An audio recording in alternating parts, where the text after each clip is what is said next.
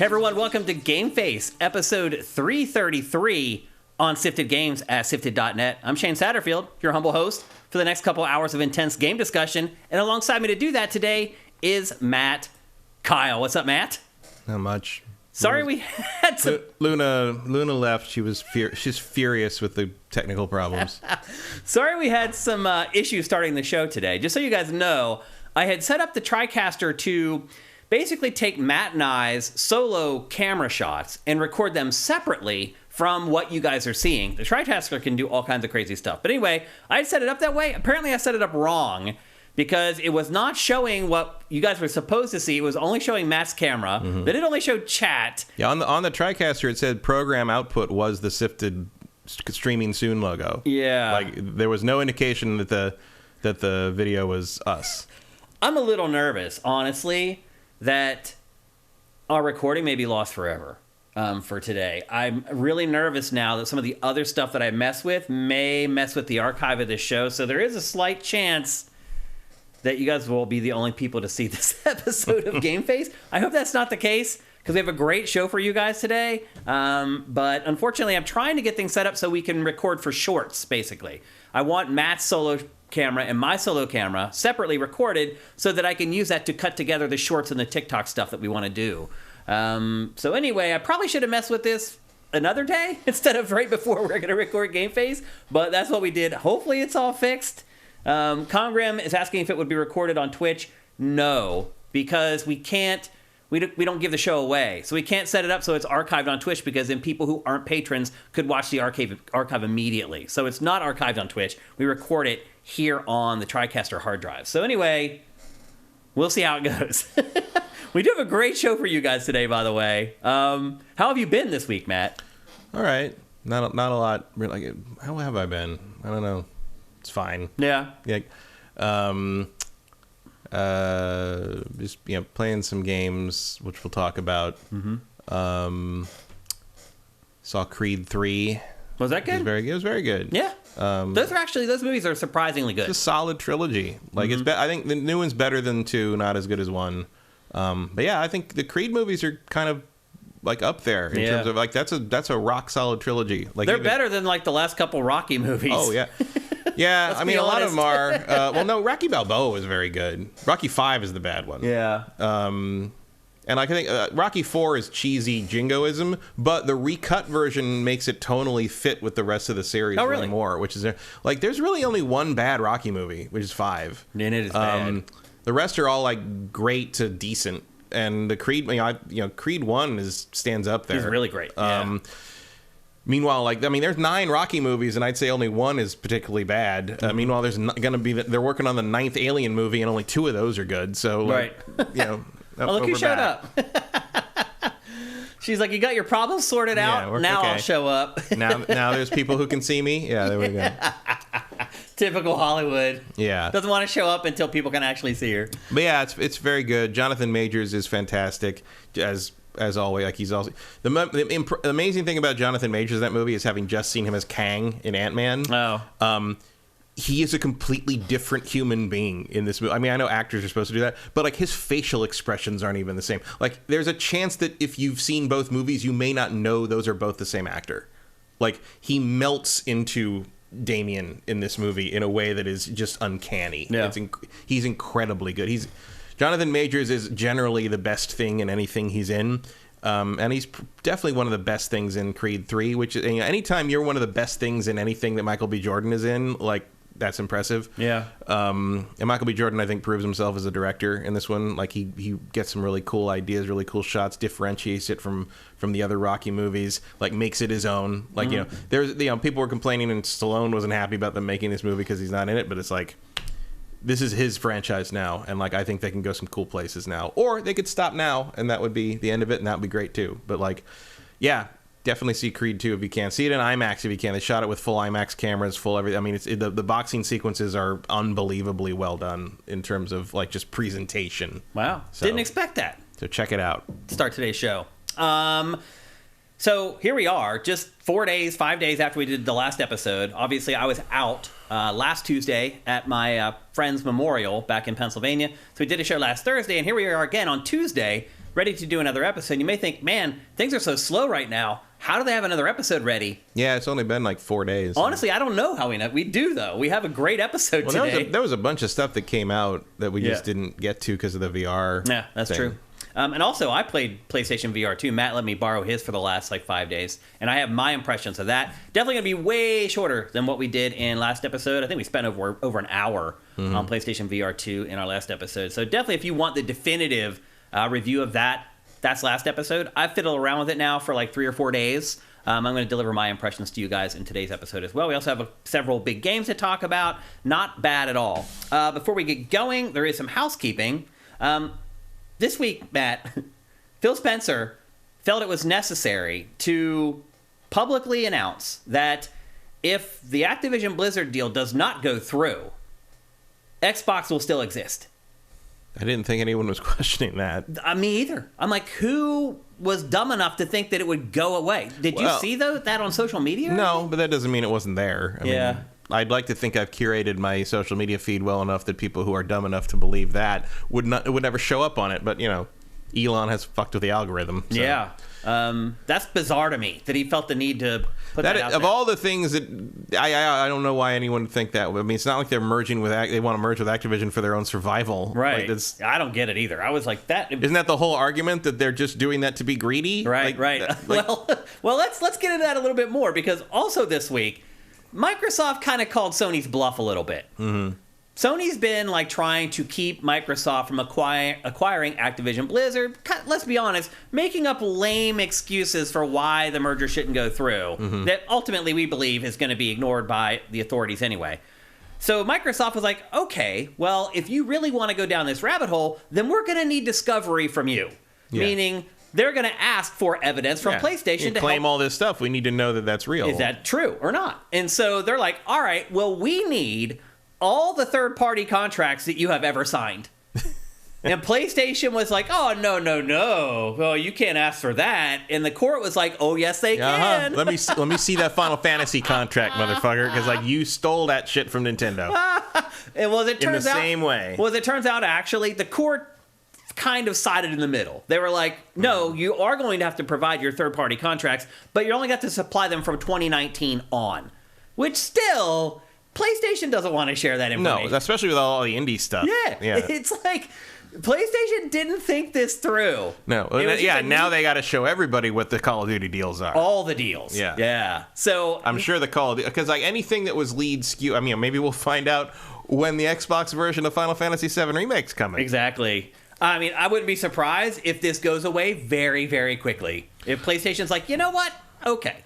Let's sign that 10-year deal to keep Call of Duty on PlayStation immediately. Mm-hmm. Yeah, would you rather have that and worry about that in a decade or, air all this stuff publicly? Right now. Yep. Right now. So Microsoft called Sony's bluff a little bit. It'll be interesting to see what Sony ultimately decides on what it wants to do. But yeah, they were playing the long game that the judge wouldn't want to see that because it's not about Sony. Right. But the problem when you're dealing with these kinds of deals in this industry is it's an industry that a lot of legal people don't know a whole lot about. It's true. So the judge wants context. Yeah. And the way to get context is to look at what the other juggernaut is doing. If you're saying Microsoft is doing weird stuff, let's see what you're doing, and if it's substantially different, then we have a baseline to work from. So they got kind of hoisted by their own petard on that one. That was kind of funny. I wouldn't be surprised if some of that stuff starts going away here in the near future, but we'll see. Also, a smaller story from this week is that Hogwarts Legacy, the last gen versions of the game, the PS4 version and the Xbox One version, have been delayed again. Matt, after how well the initial version sold, I don't see them releasing the last gen versions until they're perfect. Yeah, or until sales have cooled off on the, because I bet there's people trying to buying PS5s for this. Yeah, I'm sure, but they have some wiggle room now where they're like, you know what, we've made a metric, we've already turned a huge profit on this has game. Definitely outperformed what they were expecting. Yeah, let's not mess it up by releasing broken last gen version. They're learning the lesson that Cyberpunk 2077 taught the industry, basically. Well, they can also do the thing where it's once it all dies down, you release the current gen, the old gen stuff, and you got a whole new market of people that can't afford the new gen stuff that still want to play this game. I mean, I don't quite know how you fit this game on the previous gen. I don't either, man. I really don't know. Maybe how like a they're gonna Pro do it. or an X. But like, can you imagine this running on a vanilla Xbox One? Because I can't. Yeah. I don't know what that looks like. Yeah. At any rate, like, there's definitely a potential for a second wave of sales from previous gen. That's a huge people don't remember like what kind of a huge market that is. I remember back How many when PS4s are out there now? how many Hundreds of millions. tens of millions, yeah. It's like, and there's a whole secondary thing where like people don't remember that, like, you know, it's still there. I worked in at the game store back in the late 90s. Like, our bread and butter customers were people who were a generation behind. Yeah. Like, they couldn't they were working class families who couldn't afford the current hottest stuff, but they could afford like a PS1 or an N64. So now their kids had the previous gen system, and they'd come in and get all these used, cheaper games. Yeah. Like, there's a whole, those games have lives. There's that a big go market forever for it. past People that, don't realize. Yep. That used to be what GameStop traded on. Now I think most of that trading is done online. It is. But like eBay and places like that. Oh, speaking of the PS1 days, I found out I was looking at like various weird games or unusual games people haven't heard of, and I found one of my maybe my favorite PS1 game, The Misadventures of Tron Bonne. Guess how much that goes for now? $500. I saw a sealed copy on eBay that had sold for $1,600. Oh my gosh! They start at $500. Wow. That's insane. It's unbelievable. and Mega Man Legends isn't far behind it. I'm like, Capcom, how is this the only series you have not re-released in some remastered form? Like, the hunger for the Mega Man Legends is real. And they will not cater to it. Sneaky said you just described his family growing up. And it's not just you. A lot of people grow up that way. There's millions and millions of gamers, of people. Like, that's how tons of, maybe even the majority of people, especially back in the PS1, PS2 days, experienced games. I grew up that way. Like, I didn't get games year round. Like, unless I bought them myself from mowing lawns. Like, my dad was like, I'll get you a game on your birthday, and I'll get you 2 or 3 games at Christmas. Yeah, pretty much. The rest? And the worst part was my birthday is in February. Mine too. So, like, right after Christmas. If anything came out in June, I had to wait half a year to get, like, same deal. Yep. Eventually, I made a couple deals. I'm like, I want to reserve a birthday present for like the summer in case a game comes out that I want. And so that was how I negotiated that. And that's also why I started working a paper route when I was 13. Yeah, me because too. I started working as young as I needed money for the games. Oh, I'm sorry. Just freaked out. Poor thing. That's hilarious. I grew up like that too, Sneaky. Like, I didn't have a ton of games, so what I did was I coordinated with my friends. One friend would have a Sega Saturn, I had a Super Nintendo, and we just took turns, like, loaning each other games, loading each other our systems. You're not alone, man. A lot of people are that way, and a lot of people are still that way. So you're absolutely right. Like, they have to get this game right, Hogwarts Legacy, on these other platforms, and so I wouldn't be surprised if it's delayed again, and it doesn't even come out maybe until, like, the end of the year. Yeah. For holiday season. Or do you even need it anymore? If they're having, like, actual trouble with it, do you even need it anymore? Is it worth the work? Like, it probably is, though. I don't know. The project might already be profitable. Yeah. So, it is, definitely. So, like, they might not care. We'll see. Warner Brothers is making some strange decisions these days. Yeah, so I agree with that. That's for sure. Another story. Remember the game Beyond Good and Evil 2? Remember that game, Matt? Yeah, it's one of my most wanted games of all time. I just don't expect to ever get it.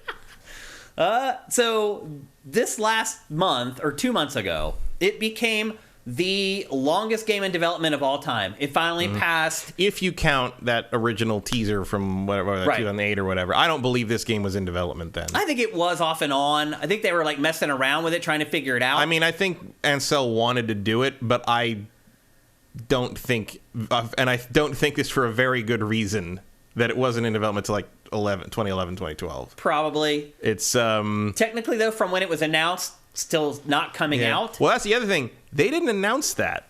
They just ran that as that was a next gen teaser thing. True. It was like the Final Fantasy VII PS3 thing. Yeah. It was, this isn't a game. It's not something we're doing. We're just showing you this because we know what it was and we made it to show you what the system can do. Yeah. That's basically what that was. It didn't even say Beyond Good and Evil 2 on it, I don't think. It was just a video of Paige inhaling a fly. Yeah. That's it. That's all it was. So either way, this game is the Duke Nukem Forever. Technically, it has surpassed Duke Nukem Forever now. The last time we got a look at this game, I believe, was 2017, Matt. I think this trailer we're seeing right now was released in 2017, and then we saw they did developer docs for a little while, and we have like some in-progress footage of the game that is very rough. And that's pretty much it. Yeah, and some that stuff that leaked long ago with Jade running around on rooftops. Right. And now it's looking like its chances of coming out are slim to none. Because I don't know. Whatever comes out is probably not going to be recognized. Like somebody in there either really wants or needs this thing to exist, because I don't understand why it's still in. Like, how is this thing not canceled? Like, well, it just lost its director. It chews through directors like I go through candy. Like, it's like. This, like, is there like some tax thing involved here? Did they get a loan from the Canadian government that they'd have to pay back if they canceled the game? Like, what's happening? Yeah. Something's up with this thing. So one thing that happened was when Ubisoft went through all that turmoil, it started doing like studies with its teams, and this was one of the games. And basically they had like psychologists come in and talk to the people working on the game to figure out how the team was, and people took sabbaticals and never came back. And so they have half a team that just lost a director. They lost another major developer a few months ago that people didn't even know about. Is this game ever coming out, Matt?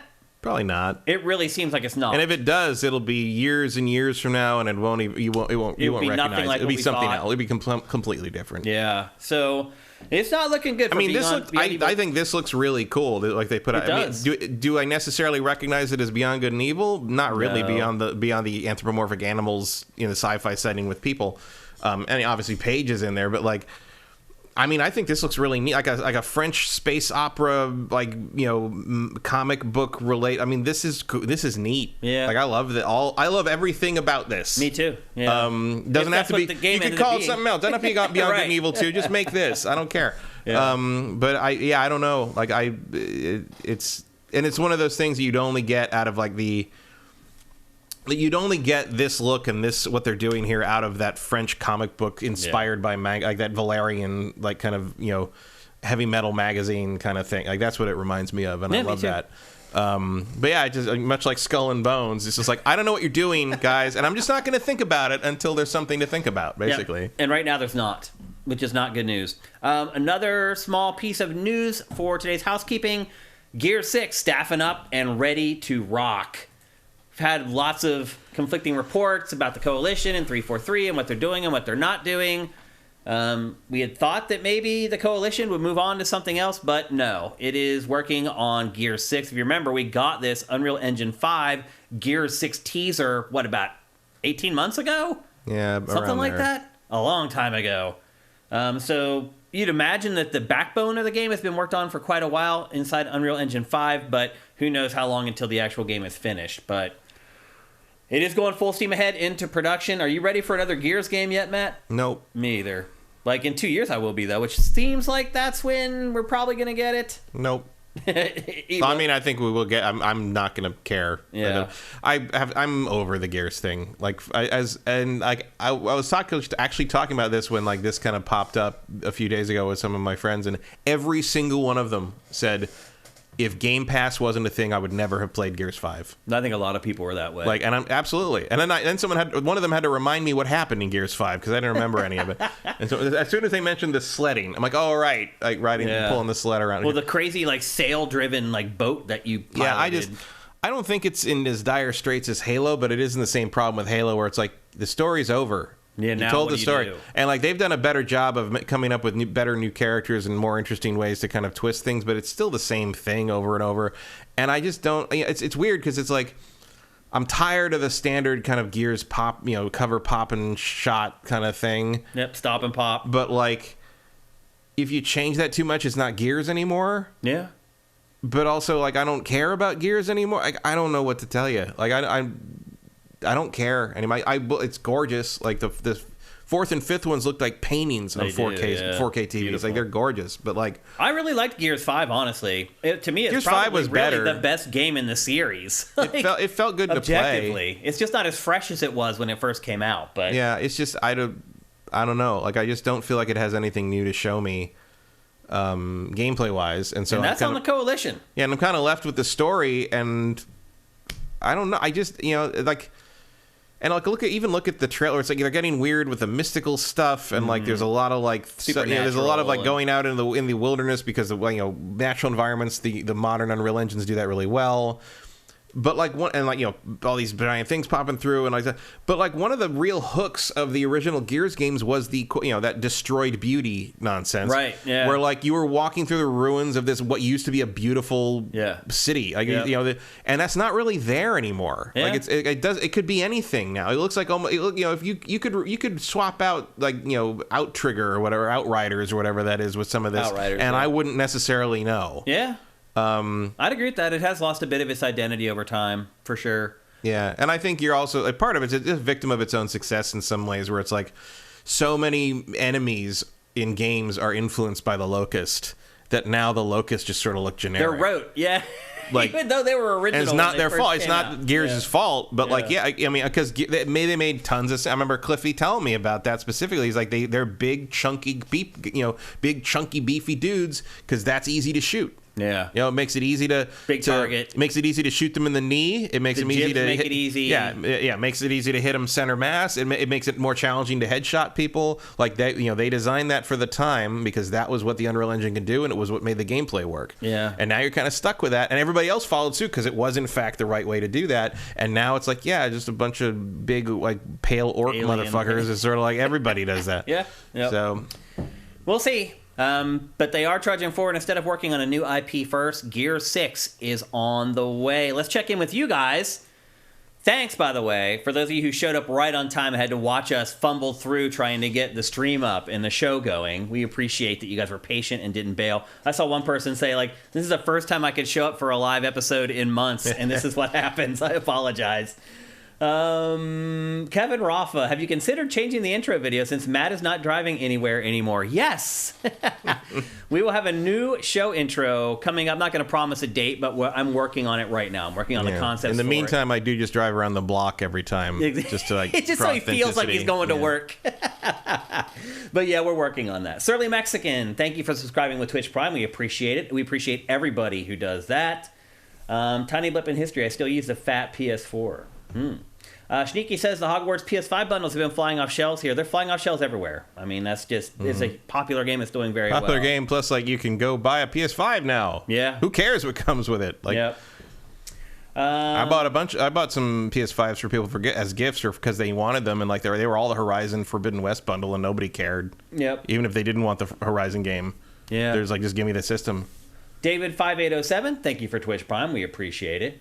Let's see if we got any others here. Everyone else, I think, is just Stevid. Thank you for subscribing at Tier 1. I think that's it. Oh, the McWomble. McWomble, I haven't seen you around for a while. I hope you're doing okay, man. I actually just thought about that the other day. I'm like, I haven't seen him on the site for a while. I was hoping that you're doing all right, and I hope that is the case. Stevid, thank you for all the Tier 1 subs that you're gifting to all the great people in our chat. Wow, you dropped a ton. Holy cow, man. Thank you. 25. Tier 1 subs. That is awesome, man. And then El Guapo, YouTube, TikTok Shorts would be sweet. We're working on it. We're working on all that stuff that I talked about when we first turned over the year. It's just, it takes time. We don't have a big team, so it takes a little bit of time to get all this stuff going, but eventually it will. Okay. Looks like we checked in with you guys. Let's see what you're up to. Now it's time to hear a word from our sponsor. LS Cream is a fine cream liqueur created by fellow gamer and sifter Stevens Charles. It's inspired by an ancestral recipe from Haiti called Cray Mass, and a double gold winner for its original taste at the New York Wine and Spirit International Competition. LS Cream can be enjoyed on the rocks or as a mixer for drinks with its rich blend of fresh cream and neutral grain spirits with notes of coconut, vanilla, cinnamon, and nutmeg.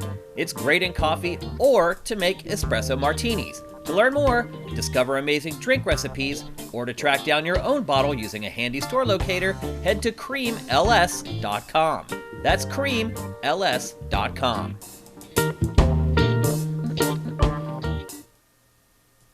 Go out and buy some LS Cream right now. Go to creamls.com for a store locator. Go and get it. Support your fellow sifters. Support your fellow gamers. And with that, I really want the drink on the left in the picture with a 3 Yeah, in there. I Yeah. think they all look delicious. They all look man. good, but the one on the left is the one I'd Yeah, they all look really tasty. There are people out there that get very creative, especially in LA. You can go to bars where the drinks that they come up with are yeah. insane. And then granted, I mean, those look like they're something. like $20. Those look but- like something you get at Disneyland. Almost. Yeah. Like it was like you get like, oh, there's just a slice of cake on top of this. Like It looks delicious.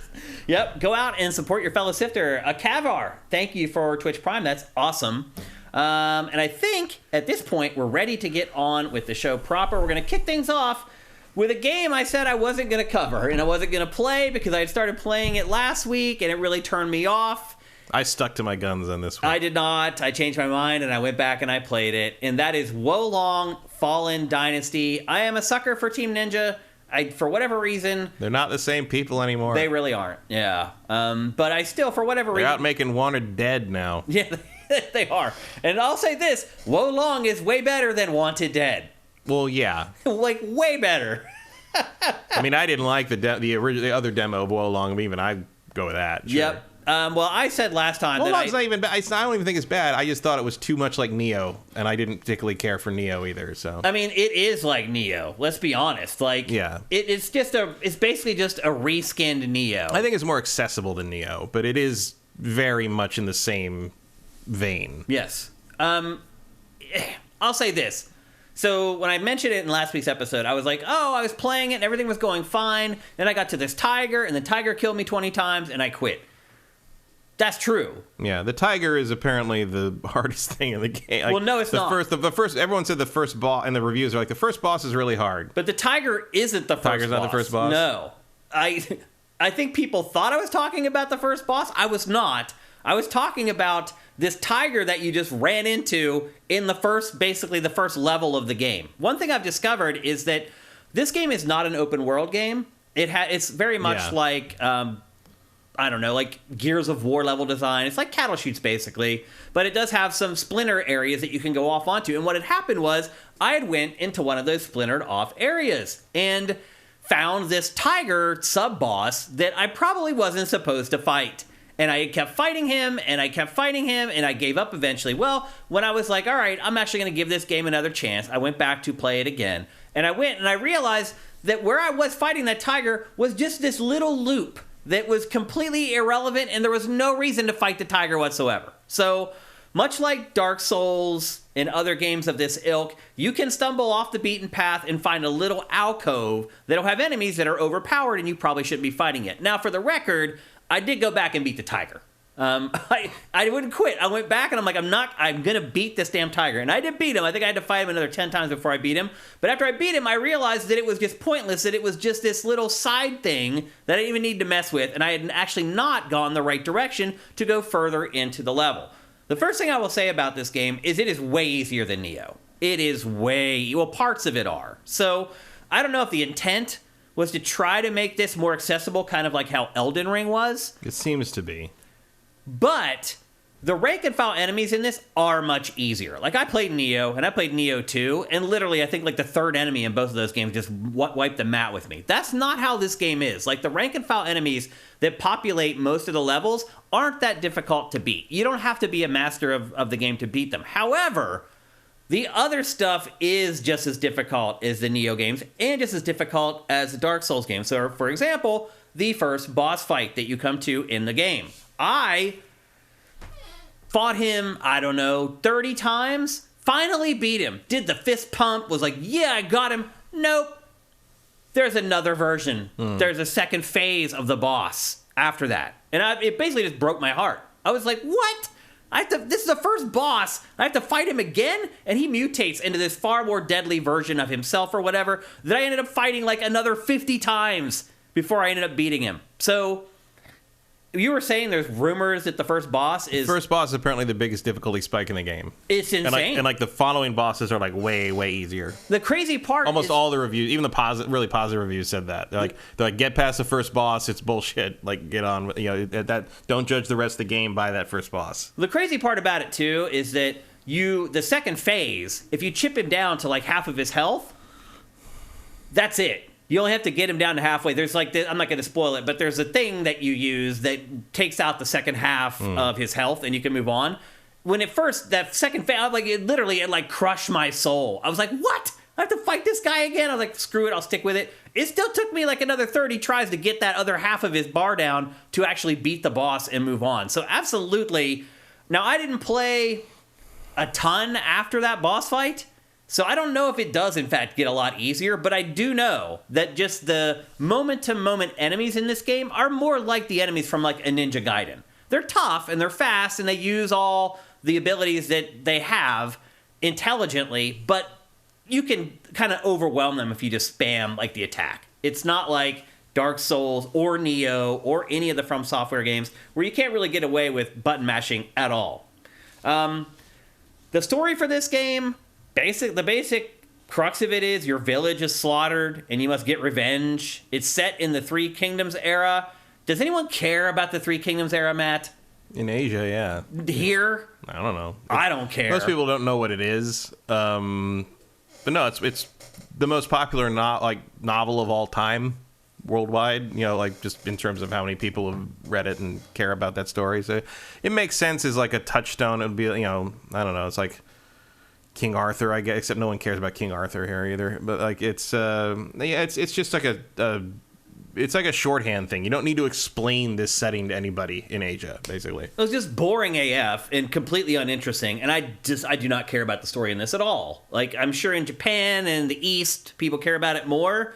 To me, this is a terrible set. When you look at the sales of the Eastern markets versus the Western market for console games, designing games for the Eastern market is dumb. It just is. Like, you should be making, if you care about making a profit and selling as many copies of your games as possible, you should probably be making games that appeal to the West. This, to me, does not appeal to me at all. I found no hook in the story. You know, like the Total War game based on Three Kingdoms did well. I mean, relatively speaking. For Total War. Yeah. Like, Total War is making what it's done. I mean, Total War knows what it is. Yeah. I don't know. It's not. I mean, it doesn't do anything for me. Certainly not. It doesn't help this game be interesting to me. Yeah. But like, at least it's not just more generic Japanese mythology like Neo was. Yeah. Like, I don't know. Like, you know. Okay. I mean, I compare this to, like, obviously the benchmark is Elden Ring, and Elden Ring doesn't have a overt storytelling really. It's like the more you have to like dig in to find the story, but at least the premise and the world and the people and the creatures in it are interesting. To me, this is not. So I struggled to really care about the story, and the story struggled to pull me through the game. Like, eventually it just came down to, do I like the combat in this game enough to keep playing? Because the story is definitely not going to keep me playing. No, I don't think any game of the Souls ilk is really going to pull you in by the story most of the time. It could someday. Maybe one day, but you're right. Most of them so have far. Like non-existent stories. I don't understand why they can't make a good story in one of these games. It's really weird. Because it's not really what that subgenre is about. Yeah. I think eventually somebody will do it. Yeah. But it's certainly not what From particularly cares. I mean, From is not interested in spoon-feeding cinematic story in these games. Yeah. And nobody else is really attempting it either, because it's not, you know, it's hard enough to make a decent combat system in these things versus, like, you know, worrying about that. Yeah. You know, let Naughty Dog make a Souls game, I guess. Maybe. I mean, you are right.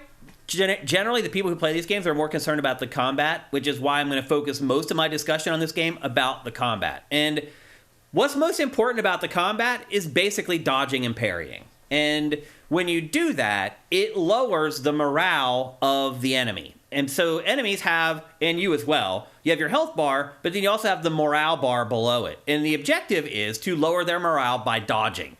As you do that, their meter goes down, and then you can deliver one of those devastating strikes like you just saw a minute ago, where I jump on them and there's a big flurry of sparks and everything.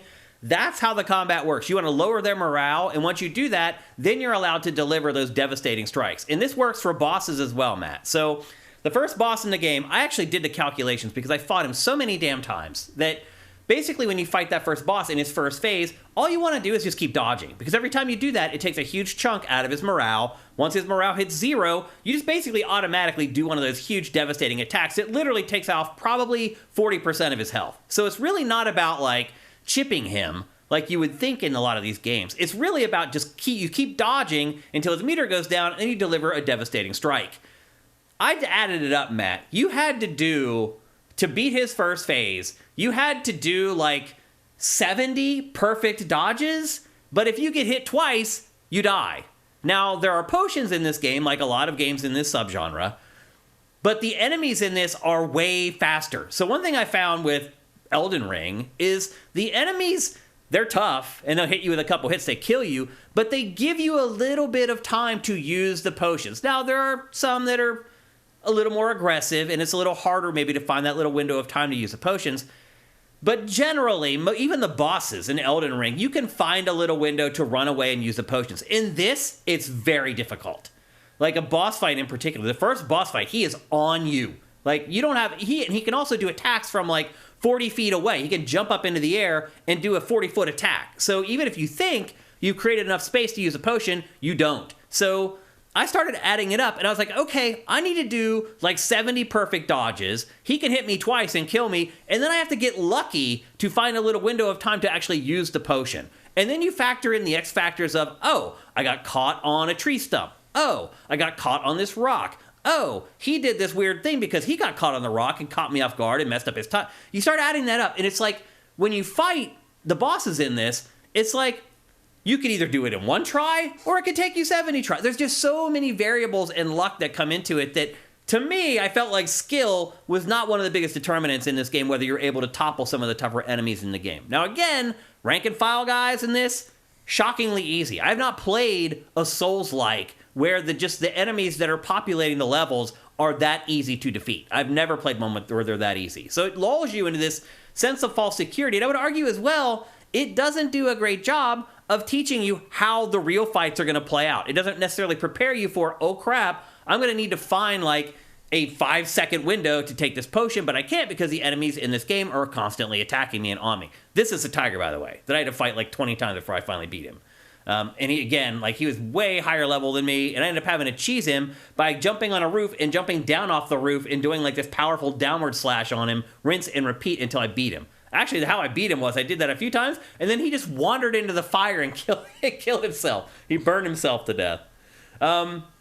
So that's how the combat plays out in this. It really is just all about having that perfect timing with your parries and your dodge to catch the enemy off guard, and then learning with each enemy how many times you can strike before they're going to strike you back. Again, very much like a Souls game. However, the windows that you have in this to use the health in the game are much smaller. What I would really like in these games, Matt, is the ability to just set up to take health automatically.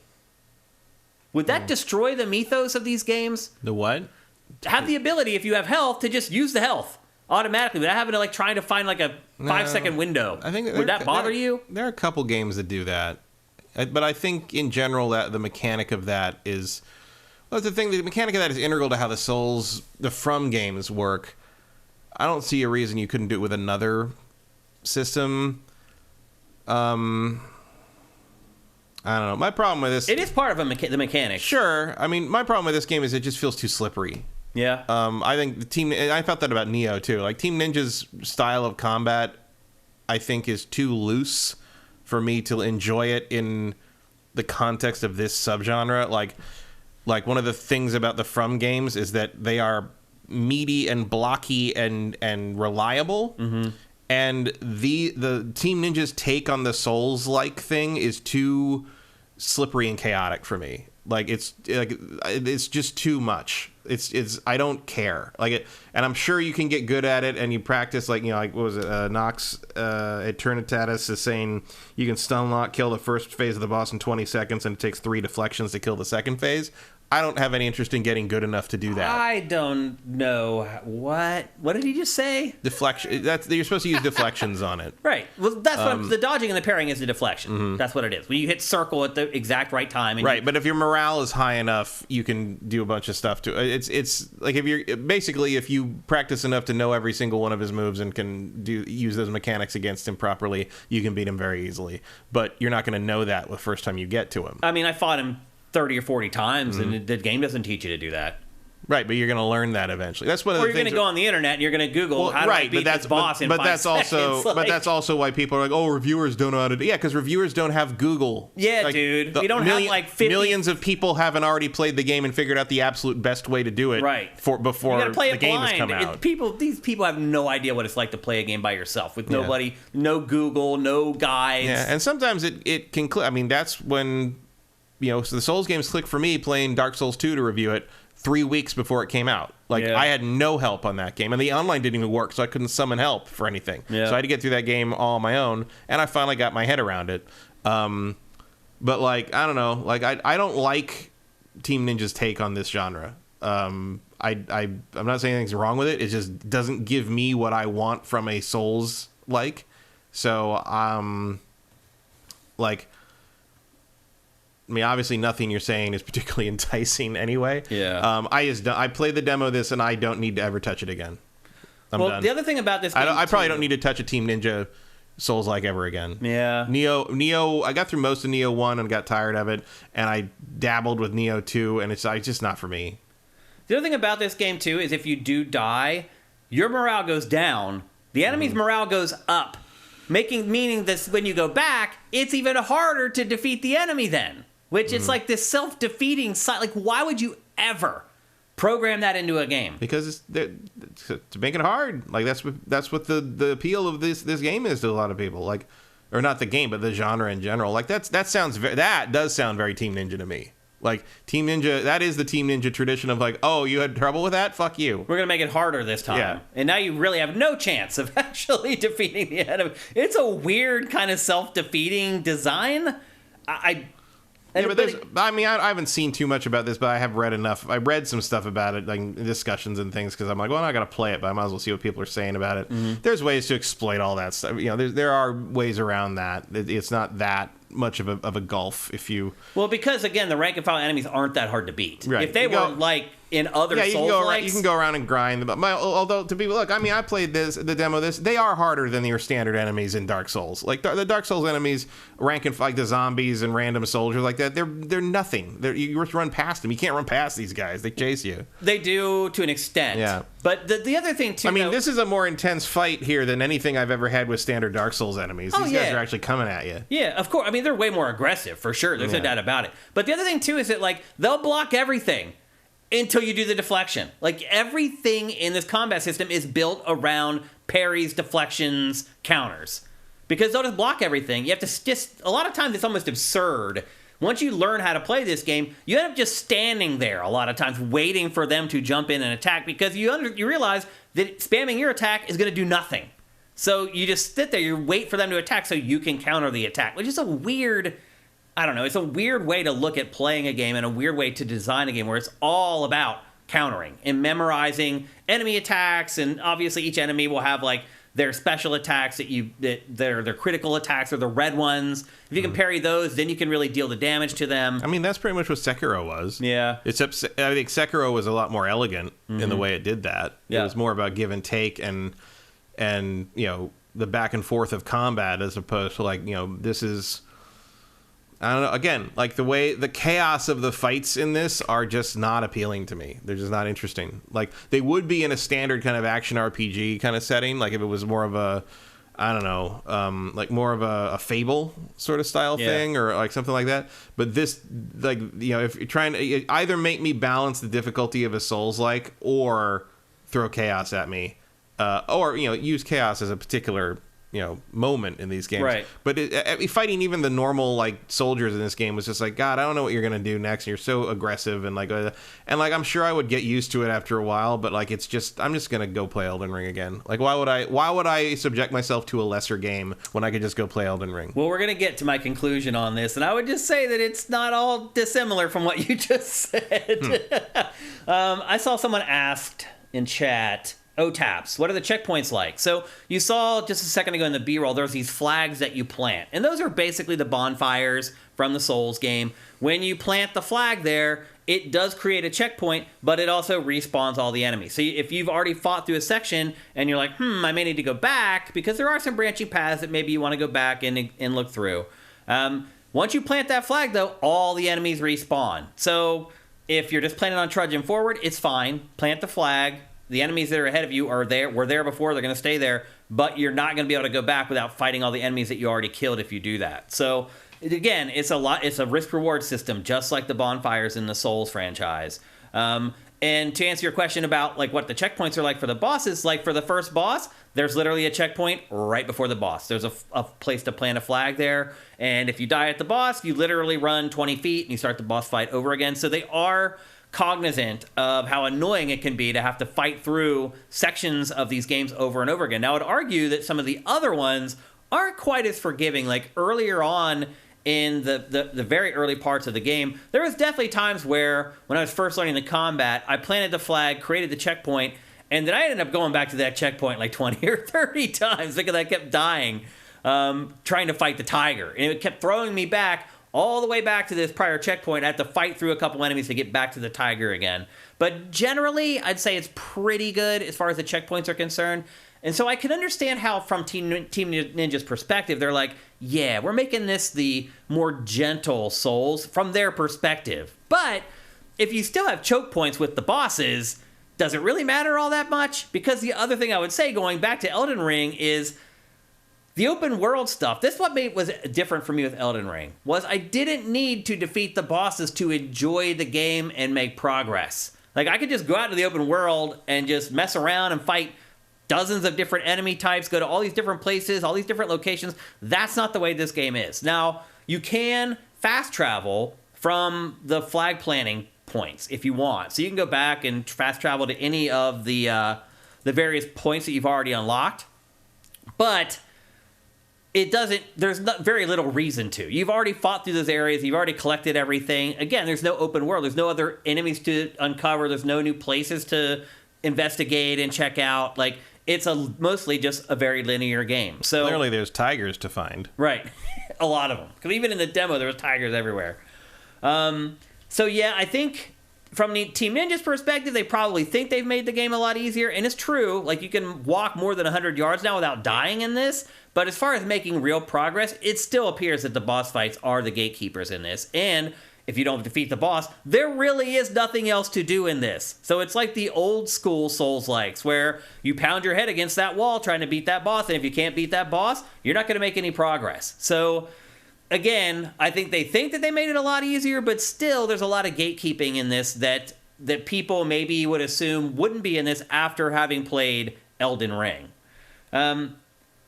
But basically, this game is driven in general by parries, deflections, whatever the hell you want to call them, and loot and equipment management. So you're constantly getting a new helmet, new greaves, new armor, and they're always just a couple ticks better than what they were before. This is one of those games that does have gear bloat, where you're getting gear way too often.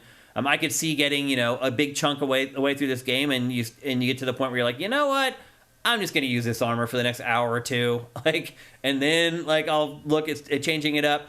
Because again, or maybe, I'll stick with this armor until I get to the next boss fight, and then I'll go and see what I've got new. Because it does start to get a little bit annoying after a while. The graphics in general, you're watching the B-roll, nothing to write home about. It's not a bad-looking game. It definitely looks better than Wanted Dead.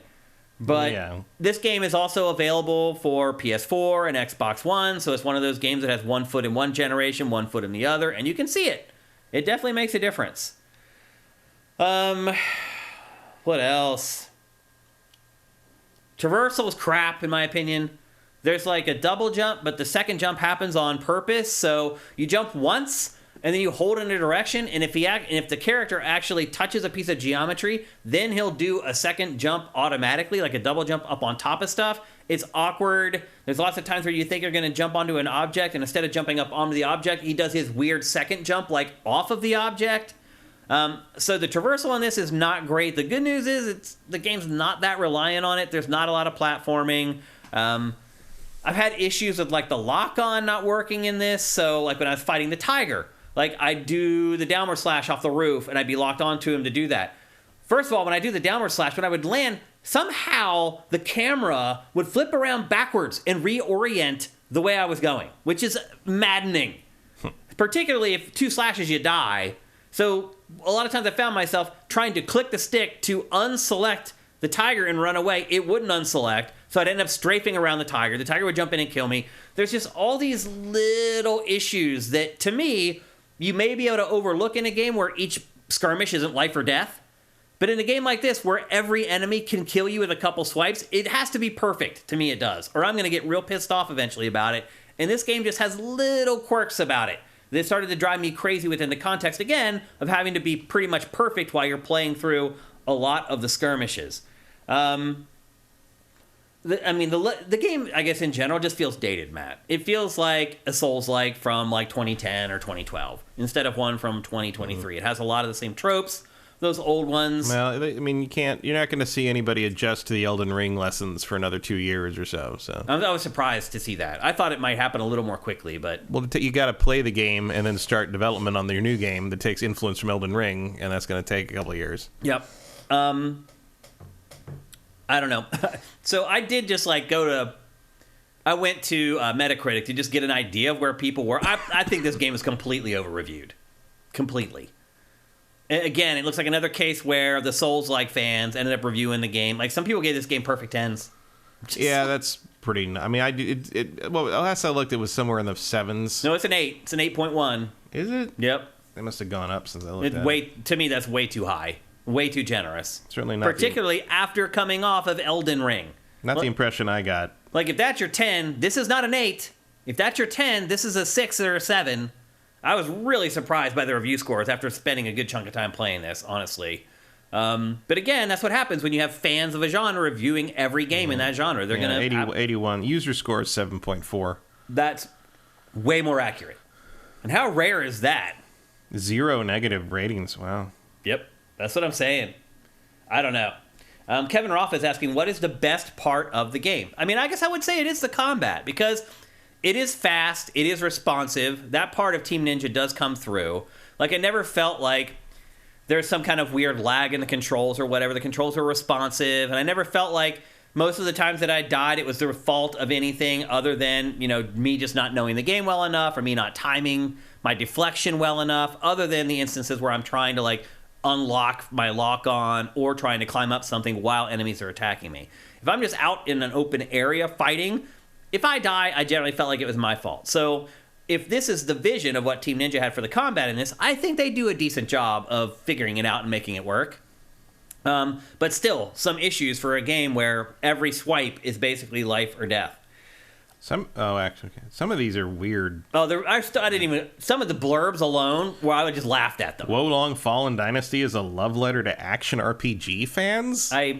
Matt, I couldn't. I started reading, unless all action RPGs are Souls games now. I don't know what you're talking about. I just started reading the blurbs, and I was like, these people are living in some other planet that I don't even live on. So I just like, that explains why they gave it a perfect 10, because they look at things completely different from how I do. Mellow Pintor, what? Souls fans being biased towards their preferred game style? No. Yeah. Yep. Again, if I was a reviews editor, I would not be putting these fans on these games all the time. Meanwhile, the user reviews are all 10s and 1s. And that ultimately amounted to a 7.4. Oh, here's a 0. Absoluta basura. Yeah. So anyway, I guess if someone was a big Souls fan, they're asking me, like, should they? No, I would say go play Elden Ring again. Or play it on Game Pass, I guess. Because Elden Ring, everything about it is better. The plot, the world, the setup, the writing, the graphics, the level design, the enemy design. That's the other thing. Like, none of the enemies in this are interesting. They're either, like, a different colored tiger or the same dudes wearing the same outfits with a different, like, hat. Like, yeah, the Japanese dude saying it's probably about the PC version. No, I'm looking at the PS5 section. Yeah. That was the PC version is its own thing. Again, another weird performance issue. PC port. Oh, really? Yeah, that's been a separate problem. Oh, okay. I played this on PlayStation. That happens a lot. Like, it's to the point that, like, it's kind of weirdly common wisdom now to, like, don't get the PC version of major stuff. It seems that way. Like, there's always going to be some weird issue. Yeah. Either wait, get it later, or like some people are like, get the console version. It's almost as good. And then if you really like the game, replay it later when it's cheap on PC. Yeah. I did not enjoy my time with this game really at all. I decided to stick with it because I'm like, there's got to be something here. It's a Team Ninja game. So I decided to I don't give know it why a you chance. still have that thing for Team Ninja when none of the people that made Team Ninja great back in the day are actually there anymore. Yeah. I don't know who any of these people are anymore. Well, actually, I mean, those old people also aren't making great games No, anymore. absolutely not. I mean, it's not like, I mean, the people who made Ninja Gaiden made Devil's Third. It's not like, sometimes you peak early. Neo and Neo 2 got great aggregate review scores, though. Yeah, I mean, I like Neo okay. I don't know. It just doesn't doesn't grab me the way the Souls stuff does. Yeah. It doesn't grab me the way even Steel Rising did. I don't know. I prefer my Souls games to be a little more methodical than how Team Ninja is more. This is definitely more frantic. Team Ninja leans more into the character action style, and I don't really think that gels with this very well. Yeah. I don't have because. One of the reasons it works in something like Devil May Cry is like you experiment and mess around, you die, you go back to, okay, I got to reload the save, or go back to the last save point, try it again, cool. But like, there's no consequences to that other than you've lost time. Yeah. And games like the way they do this is like, okay, now it's harder because you died. Yeah. Like, that's not interesting to me either. Like, I'm sure that's evil. Like, I'm sure that's a cool thing to like people who want a really big challenge, and that's they love. I'm not saying that's not for there's no place for it in a game, because clearly there's people that love that, but that is absolutely not how I want to spend my time. Yeah. Like, it's not. It's a mix of two things that I don't particularly care for in the first place. Character action games don't really appeal to me very much anymore. The other thing I would say too, to maybe the person who is like, man, I should like these games, Souls-like games, and maybe you tried Elden Ring and you got you're like me, you played it a lot more than any other Souls game, but you still got to the point where you're like, okay, I'm good. I would go back and try to finish Elden Ring before playing this. I just would. Well, I would say go play Steel Rising if you want my first, Souls game. Yeah. Steel Rising basically has an easy mode. It does, yeah. This does not, by the way. I saw someone else in chat asking if there was an easy mode. There's not. I would be surprised. There's no easy setting for this game, unfortunately. Maybe someday we'll get those. We are a long way away from Ninja Dog at this point. Yeah.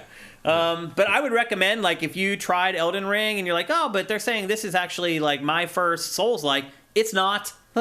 Go back and just keep playing Elden Ring. It's far more interesting. Yeah, I would say maybe if you're not very well versed in Souls stuff, but you are really good at Devil May Cry and Bayonetta, maybe this would click for you better. Yeah.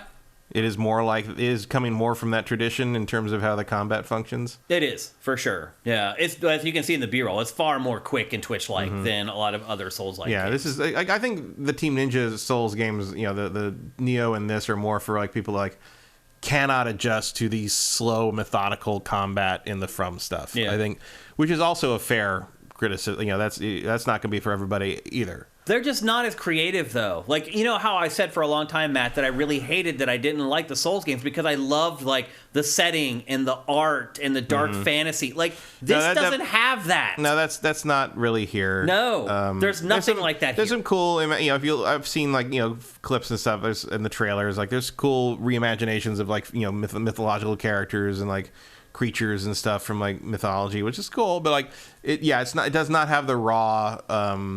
holy crap, what is that? What is that giant blood dog walking on the horizon? That I can see a mile away. Yeah, it doesn't there's have nothing like that. That's cool. That looks neat. But it's that bird thing, whatever that is. But I would put that in the 20th percentile of that would be shit a from regular Elden enemy Ring. in Dark Souls. It's just it's...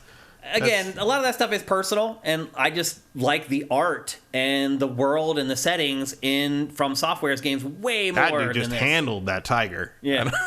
You saw, that was just... Ooh. But even watching this gameplay trailer, do you see a whole lot of stuff that's all that different from the B-roll you just watched that I recorded? I mean, they're using bigger spells, but they're fighting the same stuff more or less. Yep. Than that thing. Yeah, so I really struggle to find the person to recommend this game to. I just found everything about it far less interesting than what I've experienced in From Software games, and in all honesty, what I longed to be able to consume for a really long time watching other people play From Software games. I'm like, I love that boss, I love that castle, I love that weapon, I love that armor, but I hate playing the game.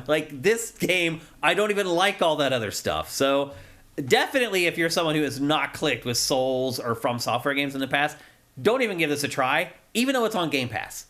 You'll just become frustrated, and you'll end up spending more time downloading it than you will actually playing it. If you're a fan of this genre, you're probably still going to fight your way through it and enjoy it. I would probably recommend downloading it on Game Pass. The game does sell for $60. It's not a $70 game. That helps a little bit. But I would not recommend buying this game. I would also argue this game's going to be on discount within 6 weeks. Mm-hmm. If you want to buy the PlayStation versions because you're not a Game Pass subscriber and you don't have an Xbox or a PC, so you can't subscribe to Game Pass. Yeah, this feels like it will likely follow that pattern. Yep. So my guess is... even successful games have that, hit the $40 sale 6 weeks in. Yeah. It's And almost like Elden movie Ring theaters. is such a gigantic game that a lot of people who have even finished Elden Ring still haven't seen like 40% of the game. And the DLC's coming. Yeah, the DLC's coming. I would just steer clear of this. And all honesty, I hope people do steer clear because I want to send a message to Team Ninja, man. Make better games. Make other games. This isn't... I loved you, and now I don't care about your games anymore. Like... I don't know. Did Neo ever really sell? I think it sold like 1 or 2 million, maybe. Well enough to get a second one. Like I'm just saying, like if they did a new, you keep talking about Ninja Gaiden. If they do another Ninja Gaiden, it's going to be like this. You think so? They'll make it like a Souls-like. Well, they'll make it like this kind of thing. They'll make it like a Sekiro okay with style like thing. the rank and file enemies, and then a little bit of like. So, for example, Matt, when I got to that first boss, and I fought him like 20 or 30 times and beat him, I was like, that's perfect. I'm like, this is actually, I thought for a moment, I'm like, this actually reminds me of Ninja Gaiden. And then the cutscene starts for his second form. And I was like, oh, okay. I literally flipped off the TV screen. I was like, here we go. Wasn't good enough for me to just beat this really hard boss using my Twitch. Now, here's his second. And I was just like, screw you, man. Like, what is this? Like, I don't get it. I mean, he's trying to teach you something, but like, in Neo, at least, I found that it was rather obtuse when it was trying to teach me how to do something new. Yeah. Like, for example, like the trick to beating the second form, I didn't even notice like what I was supposed to be doing the first like 10 times I fought him. And I was like, okay, I'm going to pay closer attention. There's like a little tool tip that pops up that I hadn't noticed before, like, and that taught me basically how to beat him. And I was like, duh. But again, it's a lot different when you play it by yourself and you're not like Googling everything, which I never do. I always try to figure it out on my own unless I get to the point where I'm stuck on something for like an hour. And then I'm like, okay, this isn't a good use of my time beating my head against the wall, and then maybe I'll Google it. But in this case, like, I tried to figure it out on my own, and the tooltips weren't great. Like, I don't know. I don't know what Team Ninja's doing, Matt. But to me, if they were to make a Ninja Gaiden game like this, it would still be better. At least the world and the settings and the characters would be more interesting than this. Like, there's just nothing, for me personally, there's no allure for this game. I don't know, like, just... I haven't liked their last, like, 7 or 8 games, really, very much. It has added like, up, you're right. I don't want them to make a Ninja Gaiden. Yeah. Like, I have no faith in it. Yeah, I can understand that. And then the people that left that used to make Ninja Gaiden make stuff like Wanted Dead and Devil's Third. So what do you... I mean, I guess the Dead or Alive was okay. Yeah. But people forget that game even came out. Yeah, they do. El Guapo 3385. I'm going to assume that the anticipation for Rise of the Ronin will be low. LOL. Yeah, it will. Yeah. I don't care about these settings, honestly. I mean, a Japanese like samurai setting is more interesting to me. Yeah, a little bit. This is a period of history I know more about. But I already played an excellent, like, 40-hour game set in that world. Like, I don't need another one. I just don't. Like, at least not for a while. And when I do play another one, it'll be the sequel to that excellent game. Like, it's just... I don't know. I feel like certain settings you only need so much from. And we already got a great game, a great samurai game, that I really struggle to see other developers topping. Do I need another one that's like a low-rent version of it? Probably not. I mean, that's coming from the guy who plays Call of Duty every year. But... Yeah, but that's true. Well, one, I play the campaign if there is one, because you're not going to play it. Right. Multiplayer, I do play, but to me, playing multiplayer is like a sport. It's just like, why do people play basketball? Like, Michelle asked me, she's like, why do you keep playing that game? And she's like, I don't understand it. Like, when I was playing Rocket League a lot, why do you keep playing it? Haven't you finished it by now? It's like, no, that's not how this works. It's like a sport. That's why there are esports. You always are trying to get better at it. You're playing against other people who are better than you, hopefully. You can learn from them and get better. Like, that's why I play Call of Duty. Like, it's a sport to me that I don't have to, like, get all sweaty playing, basically. But anyway, I'm disappointed in Wo Long. I'm not surprised by it. I mean, outwardly, I think it ended up being exactly what most people thought it was going to be. But, you know, I always have hope that maybe something will surprise me. And in this case, it did not. Any other questions you guys have in here? People are comparing it to Stranger of Paradise. Yeah, I can see that. I mean, it seems less obnoxious than Stranger of Paradise. It is. It's definitely a classier game. Like, I didn't feel like I was being offended when I was playing it a lot of the time. Yep, doesn't look like you guys have any questions about it. I mean, it's pretty self-explanatory. It is. Swanland says a lot of first bosses are really hard in Souls games. And even if you do have questions, there's a demo. Right, yeah. Or here's the whole damn game on Game Pass. Yeah. But Team Ninja should, I don't know, take a class on something. Kevin Rafa, what should Team Ninja do next? They should try to make games for the West. That's pretty much my only advice to them. Stop making games that are so niche. That'd be my suggestion. But who knows? They're obviously not going to listen to me. So I think they should make a good game. yeah, there you go. That'd be a good change. That would be a good change of pace. So anyway, there you go. Also, fix Ninja Gaiden 2 Sigma in that collection so it has all the blood back. Oh, I've never played the Sigma version of Ninja Gaiden 2. It's worse. Really? The best version of Ninja Gaiden 2 is the standard Xbox 360 version because it has all the enemies, it has all the dismemberment, it has all the stuff going on. Yeah. You play it on the modern Xbox and it actually runs pretty well. Yeah. Because remember, it would slow down to. Oh, that's everything. right. Which is so weird because the first one ran like lightning. Right, but there's just too much going on. Yeah. That game, Ninja Gaiden 2, is what killed my launch 360. Really? It red ring during the stairway fight. Oh. that was it. Too much heat. Little much. Too much heat. Little much for it. Yep. So there you go. Yeah, the Sigma version is based on the PS3 version, which removed a lot of the dismemberment and the blood, and removed enemies because it couldn't handle stuff as well. It didn't do as well. So like, the Sigma version, by definition, is a update of the worse version and does not fix any of that. So, and then that's the version that got released in the remaster collection. So it's garbage. That sucks. Also, I would say Ninja Gaiden Black is better than Sigma in terms of the first one. So Sigma of the first game was what I did the documentary for. Mm-hmm. So it was the collector's edition of Ninja Gaiden Sigma that my documentary ended up. The third version of the first game. Yeah. So, and it added like a playable character and like 5 new weapons. Yeah, it added, what was it, Rachel? You could play as Rachel in that, and like there was new costumes, and some of the costumes were really cool. But they were. Some of the weapons were cool too. But overall, I would say Black was the better version, just in terms of how the game felt. And the Vanilla 2 on 360 is the best version of 2, and there is no good version of 3. Nope. I mean, the one that they reworked. The reworked one is better, but it ain't good. Yeah, it's still not good. Yep. So maybe just let Ryu Hayabusa rest. I would love to play another good Ninja Gaiden. I don't know if I'll ever see it before I die. I'll keep hoping. I don't know who would make that. I don't either. I don't either. From Software, maybe. Maybe they would be. It wouldn't be fast enough. They don't do that. I mean, I guess the Sekiro guys. Sekiro's a little bit like that. The Sekiro, I think they could do that team or whoever that permutation of From is could definitely do that. By the way, that is the closest analog to Wolong, I would argue. Sekiro. Mm-hmm. Oh, it's definitely inspired by Sekiro in a lot of ways, for sure. Yeah. So if you like Sekiro, it's at least as inspired by Sekiro as it is by Nioh. Yeah. Just the not poise, but like the deflection stuff and the stamina stuff and all, the fortitude and all. You can definitely see all that in play from Sekiro. I just think Sekiro implements it way better and way more reliably, and I think Sekiro's combat is more.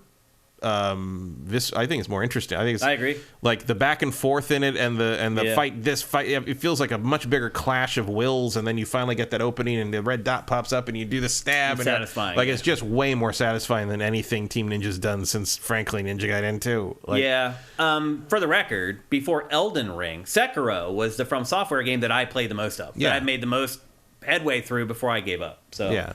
Yeah. The zombie Ninja Gaiden. I forgot about that one. Which was that Yaiba? Yaiba. Yeah. Oh. What were you thinking? That's when it jumped the shark. That was that wasn't even a thing. That was jumped the shark. Had to be some kind of licensing branding fuckery. I don't know what happened there. I remember playing that at E3 and being like, "What the hell is this?" I was like.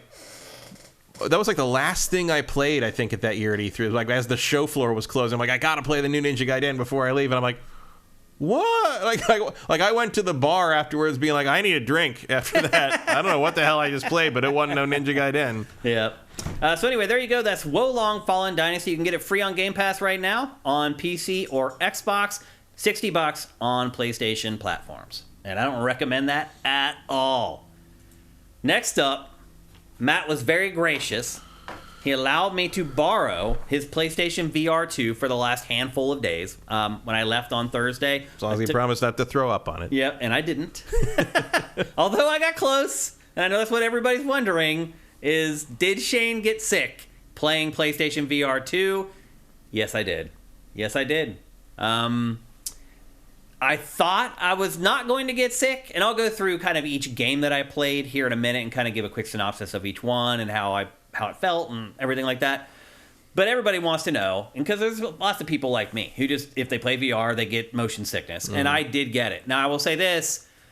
Much fewer games gave me motion sickness, and the games that gave me motion sickness, I was able to play them longer before they gave me motion sickness. So it is an improvement. So if you're somebody who was on the borderline, maybe you only rarely got sick with VR before on PlayStation VR 1, or maybe you had an Oculus or whatever, and maybe you only got sick in very specific instances, it probably is worth checking out PlayStation VR 2 if you can find a place to demo it, because you might be able to play it without getting ill. However, I was not lucky enough to do that. Matt, the first thing I will say about PlayStation VR 2 is that it is slick AF. This hardware is amazing. Like, just the whole setup and the way it like maps the room, that is trippy, man. Like, the other thing I will say too is that the area that I went to play it in, I thought was plenty big enough for room scale. Nope. It was not. It really teaches you what 7x8 is. It really does. Like, and it's really cool how it sets up though. Like, you put on the helmet after you go through like all this stuff that you're seeing right now. You put on the helmet and you look down at the floor and it maps the room with this really cool mesh like grid thing. And then after it automatically maps the room, you can use the controllers to manually draw the safe area if you want to. So if it didn't give you all the space that you had, you can go and manually kind of nudge it out to the edges if you want. I told you about that. Yeah, did you? Yeah, about how you had to hold the controller and scan the space out further, and how I moved my couch while I was wearing the headset. Oh, right. And now you're seeing like the look-through feature here or whatever. Yeah. But so it automatically maps when you just look around, and then you can eventually use the controllers to get it perfect. And even after I did that, it still wasn't enough space for me to be able to actually play it in the area that I had set up for it, which was a little bit of a disappointment. But you know what? I still played it like standing up for the most part. You can still make it work. I mean, I had a full 7x8 space, and I never used all of it. I mean, most of that's just so you don't hit the wall or hit furniture or the TV or something. And here you can see it's mapping the room. So you just like look around and it automatically does it and creates like this mesh. Not this fast. Right, yeah, I've sped this up, obviously, for obvious reasons. And then you can look down and you can start manually nudging sort of the line on the ground right here to get it so it takes up all the space on the ground, which I thought was really freaking cool, man. Like, the tech in this is really awesome. I was really shocked by how slick this thing is. I think you can maybe see why I was like, they should have just waited and put this out as their first VR foray. I know that wasn't really an option because VR was the new hotness supposedly at the time. Yeah. But imagine if this had been the introduction of VR to PlayStation. Oh, man. It would have blown people away. Yeah. It would have absolutely blown people away. It blew me away. So I go home, I unpack the box, Matt, and I realize it's just the headset, 2 controllers, and 1 cable. One skinny little USB-C cable. That's it. Like, I don't even know why that box is so big. I think just for space to it doesn't even need to be that big. Oh, it does for cushioning. Like, you gotta for shipping. You gotta ship it. Yeah, it's still gotta. But in terms of just storage in your house, no, it doesn't need to be that. Yeah, big. I was really surprised. Like, it's nothing. It's just the helmet, the 2 controllers, and 1 cable to plug into the front of your PS5 because that's the only USB-C that you have on the console, and then that's it. You go through the little setup stuff, and then off you go and you start playing. Now, Matt, I went and checked the PlayStation Store for every PlayStation VR 2 demo that they had. And they did have quite a lot.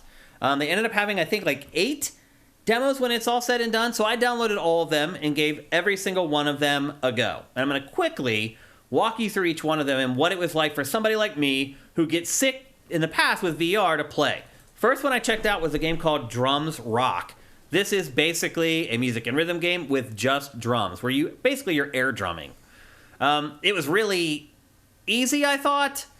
But the other thing I would say, too, is that it didn't register a lot of my drum hits. So when I went to hit both cymbals, both the blue and the green, well, you just saw right there, it said I missed it. Like, it could never, for whatever reason, with my normal gestures, it rarely, if ever, registered me hitting the cymbals. I don't know why, because it does do like a calibration thing before you actually jump into the game. The other thing I would say about this as well is that all the music, they're real songs, but they're cover versions of the songs. So they didn't have to license them. Like, this first one, I think, is Hit Me With Your Best Shot, but it's not like Who did that song originally? Joan Jett and the Blackhearts?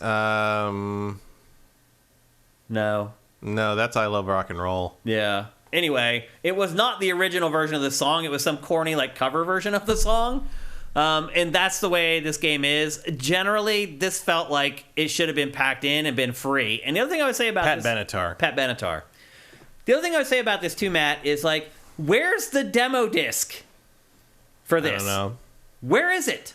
You spent $550. They give you nothing to play. Well, they don't have it because, like, much of the systems don't have disk drives. Oh, you're right. But still, there should be something you could download that just has, like, a bunch of mini games in it that shows off the hardware. Because remember, like a little, like, yeah, like, I mean, when you go Astro for free. When you've got the PSVR splash thing on, when you go to the store, it should just lead you to some, like, demo pack you can bring. Yeah, that would make more sense. Remember the first one, you got that little demo disc that had, like, how many games? Like 6 or 7 on it? Yeah, it had a bunch. And then you got Astro bought for free. You get nothing with this.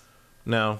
And you have to search to find the demos on the PlayStation Store as well. Yeah, they're a little bit. I mean, but also demos on the PS5 store are hard to find. They are in general. Like that's just, the store still sucks. I'm sorry. Like it's a mess in there, and it's not clear when you're in the store, and it's not clear how to get to the store sometimes, and sometimes they dump you into it, and you're like, wait, what? Like, yeah, I mean, that goes to a whole other issue with user experience on the PS5 in general, I would say. Yeah, it does. But I would argue it's like you have this new hardware, you need to show it off to people. You give them nothing. It's $550. You can't give them a disc of demos? Like, I mean, there are demos. They just aren't doing a very good job of promoting them. Promoting it. Like, I didn't even know this game existed. Yeah, well, don't bother downloading it. No, I wouldn't. I wouldn't have. Even if I knew they were there, I wouldn't have. It's very simple, and yet it still doesn't function very well. And one other thing I would say, Matt, about PlayStation VR2 in general, and this is something that can be easily changed, but I just hate that it's set up this way.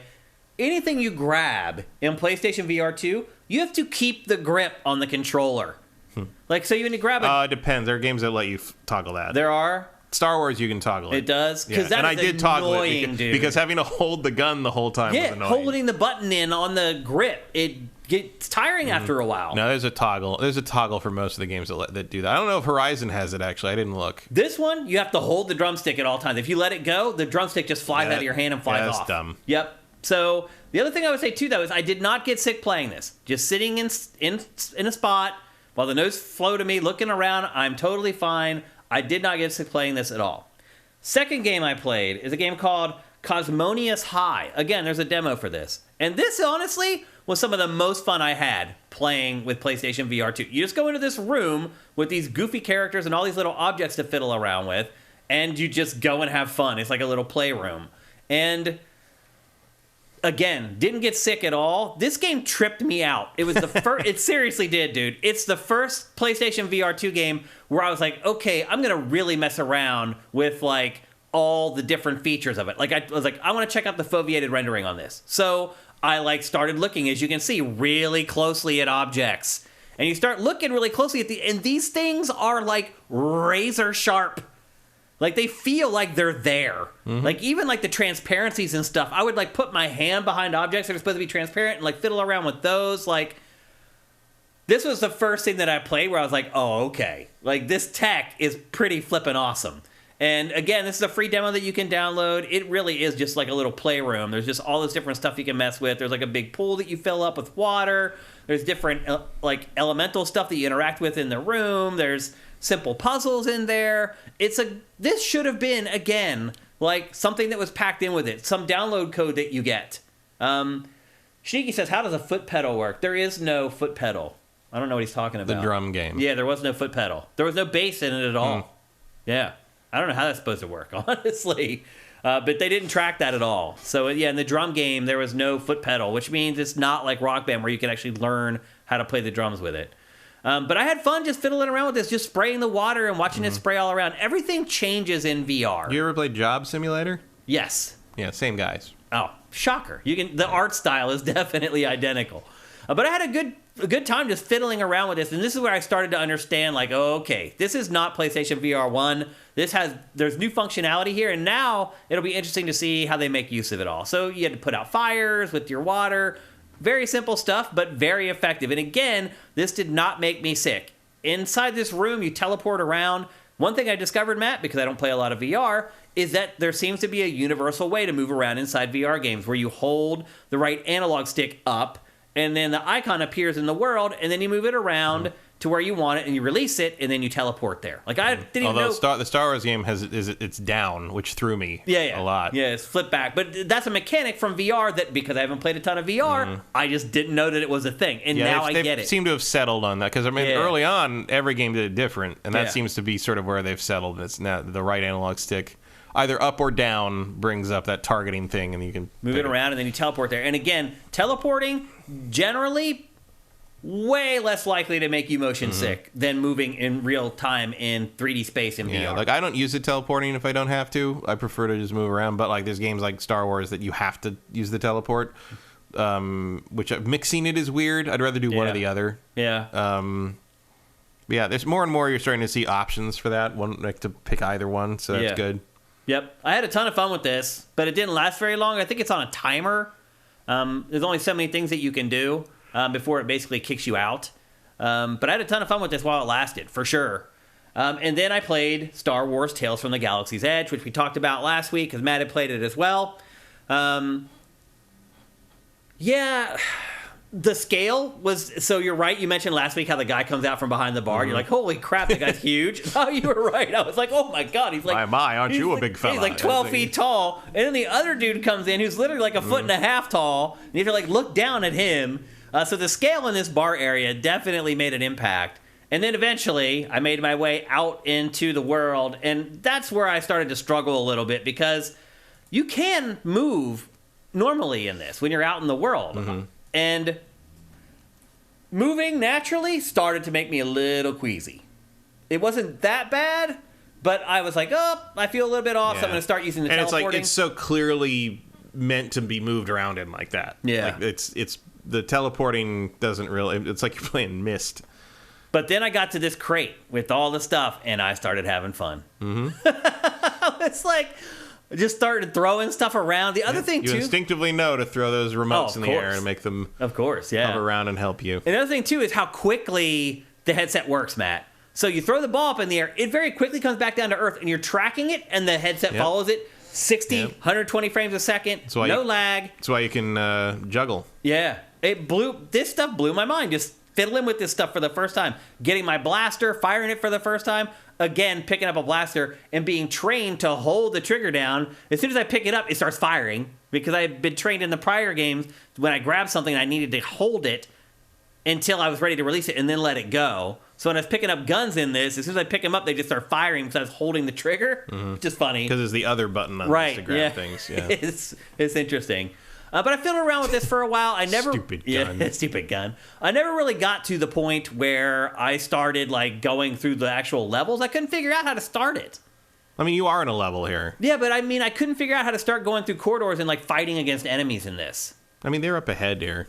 Where did I go? You're supposed to jump up on that ledge and keep walking. Oh, how do I jump? It teaches you in the ship. I missed it. You use the jet. It gives you the jetpack. You use the jetpack to jump up, and then you can teleport. See, that's the one time you have to teleport when you're using normal movement. Is to get up onto ledges and stuff. You have to jetpack up, and then when you use the teleport targeter. Because you're up higher, it'll let you target higher ledges, and you just jump to that. I can never figure it out. That's how they teach you how to do that when you're running around doing scanning the crates in the ship. Yeah. And it took me a while to figure out what they were trying to tell me to do. It was even more confusing when you have not been teleporting so far. And all of a sudden, they want you to, and they're talking to you as though that's what you've been doing. Yeah. Because I think the smooth movement might have been added later or something, or that maybe wasn't the original plan. Gotcha. I'm not sure. I didn't play it on the Oculus or anything. Yeah. Or in the original form it was in. But, no, that's a little awkward mix of teleporting and regular movement. But, like, yeah, you're in the first level there. Like, you go through all these areas, and there's, like, hidden things to find and all these new weapons, and you can throw shit at them, and, like... And I'll shoot all the guards and pick up their guns, and it's cool. What happened was I started walking around trying to figure out where to go. I started getting the first feelings of the queasiness, and I was like, I'm good. And then I switched over to this game, which is called Humanity. And really, this game doesn't need to be played in VR. It's just like it's Lemmings, basically. Your job is to guide this stream of human beings from where they're coming from to the exit. And it's just like a simple puzzle, again, like Lemmings puzzle game. But this is where I started messing around with the foveated rendering. So I'm sitting back like I am right now, just kind of watching this, trying to figure out how to solve the puzzles, blah, blah, blah. And then I started thinking to myself, I'm like, all these humans, like, what do they really look like? And so I just stuck my head as close to them as I could, and it eventually will show in the B-roll. But I stuck my head as close as I could, and the detail on each one of those human beings blew my mind. And I could totally see how what I was looking at, the eye tracking, was razor sharp. I mean, razor sharp. And how the stuff on the periphery was being blurred out. Again, foveated rendering, allowing it to focus on just what you're looking at and rendering that at a hot right here. Like, now you can see, like, the detail on the people. Like, and again, watching this on a TV screen is way different from having the helmet on. Mm-hmm. Like, it doesn't sell it like it does when you have the helmet on. Like, that little shot right there blew my mind, Matt, when it happened. And now watching it in the B-roll, it's like, oh, okay, not a big deal. It is a big deal when you have the helmet on. I was impressed, not by this game, but by how this game showed off the features of PlayStation VR2. Again, game did not make me sick. I can sit in VR forever and never get sick. It's the moving inside VR that gets me. So this, to me, while make people look at it and be like, that's not really a VR game, I understand that perspective. But with PlayStation VR2's tech, it does show off a lot of the cool functionality that PlayStation VR2 has. And then my next game, being the big football fan that I am, I had to play NFL Pro Era. It's a VR game where you play as a quarterback from a real NFL team. Of course, I chose the Steelers, and I was basically the quarterback of the Pittsburgh Steelers in VR. And when I first started playing this, I was blown away by this. You actually crouch down, put your hands under the center's butt, have the center snap the ball to you, you drop back, you put the ball back by your ear, scope out your receivers, and fire the ball. And for the first, 5 plays that I played in this, I was like, oh my God, I'll never need another VR game. And then things started going wrong. For example, I discovered eventually that where you take the snap from the center's butt, it's not really the center's butt. It's like this imaginary green cube that's inside the game world that you need to put your hands in. And what happened was, after a while, the cube wandered away from the center. And so after the 4th or 5th play, I was standing 1.5 feet behind the center trying to take the snap to put my hands in the green cube because it wouldn't snap the ball unless you had your hands in the green cube. But the first 4 or 5 plays that I played this, and when I played football in high school, I was a quarterback. That was the position that I played. And I played defensive end and cornerback on defense, but I played quarterback on offense. Completely realistic. When you watch people play football and you watch a quarterback play, you're always like, oh, he has all the time in the world back there. You don't. And especially in the NFL, you don't, man. People get on you fast. Again, watching on TV doesn't really sell the speed of the game until you're in there. And so the first 4 or 5 plays, I completed them perfectly. The timing was great. Then the game started going a little haywire with the snapping mechanic. And then it just got to where, at least I felt, where I was throwing the ball wasn't accurate. And that's when I stopped playing. I started throwing the ball, and it was just going way over the receivers' heads, or it was going way too short. I don't know why the more I played this, the more buggy and weird it got, but it did.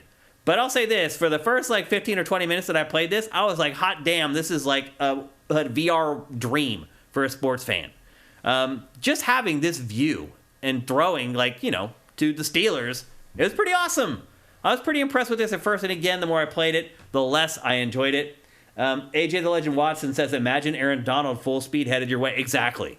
And I didn't get to play enough of this to figure out, because you can see it's Steelers versus Steelers, but there goes TJ Watt, and he's just as fast as Aaron Donald, and he was on my ass. I ended up getting sacked the last 5 plays I played. There just wasn't enough time to get the ball off before I started getting sacked. But you can see there's the green box I was talking about. It's already away from his butt now.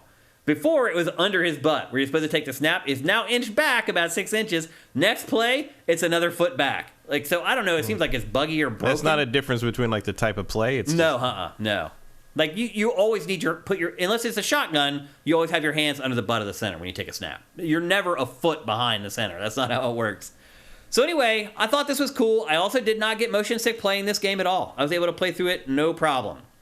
Next up, Resident Evil Village VR. Matt, this is where I thought I was good. Because I started playing this, and this is a game where you do move around in real time through the environments. And like you use the right stick to kind of like tick around like as if you're a clock, and then you can choose the direction that you want to go forward. It's a little bit like tank controls from the old Resident Evil games, to be honest. Is there no smooth? I don't even know what that means, honestly. In terms like not ticking, like just hold the right stick and turn. No, smoothly. in this it ticks around like the hands of a clock, kind of. But I started playing this, and I'm like, I'm doing it. Like, I'm walking through these hallways. I got my knife. I got my shotgun. And I was like, holy crap. Maybe PlayStation VR, I'm not going to get sick from playing it. And then... So this is like all the tutorial stuff where they teach you like the basics or whatever, how to pull your knife off your arm. This is where I first started learning that every game, like if you grab something, you got to hold it. So watch, I pull the knife off, I let go of the button, and it just appears back on the arm. And it took me a few times to learn how to do that. Like, you have to keep holding the button on the controller to keep a hold of the knife. If you release it, the knife appears back on your arm again. You have to pull it again. Well, if you stop holding something, it drops. It's true. I mean, it's realistic, but it became annoying. Like, I was like, this is when realism goes wrong, basically. But, man, here, I got the knife out. I'm smashing up the boxes. Like, it's hard to put into words how that feels if you're a fan of Resident Evil. Being in VR and doing all this stuff really yourself. Like, it's a revelation. So I got through this. This was like the tutorial. And you go to like a gun range where they give you like your first handgun. And you go and you shoot that in the range. And then they give you your first shotgun. You have to go back and get it at the tool desk and get it. And you go back. And I did have problems using the shotgun. So you pull it out. And then it's like instructing you to put your hand on it and pump it. Like, it wouldn't register that I was pumping the shotgun to like load it after I'd already loaded the shells into it. After I fired a shot, I had problems like, again, reloading it, doing the part of it. It just wasn't registering it. So I had a little bit of problems with this. But then, after you get out of the shooting range, you go into the game proper. And it literally just starts you out just like the beginning of the game. You're laying in the snow. Your cell phone's laying next to you. You get a message as soon as... And I started playing the game, and I started getting through this. And I was like, oh my God, PlayStation VR2, over the hump. I'm going to be able to play VR now. And I'll just say this, Matt. Playing through the first section of this, where you're walking through the pitch black woods in a snowstorm, is scary AF.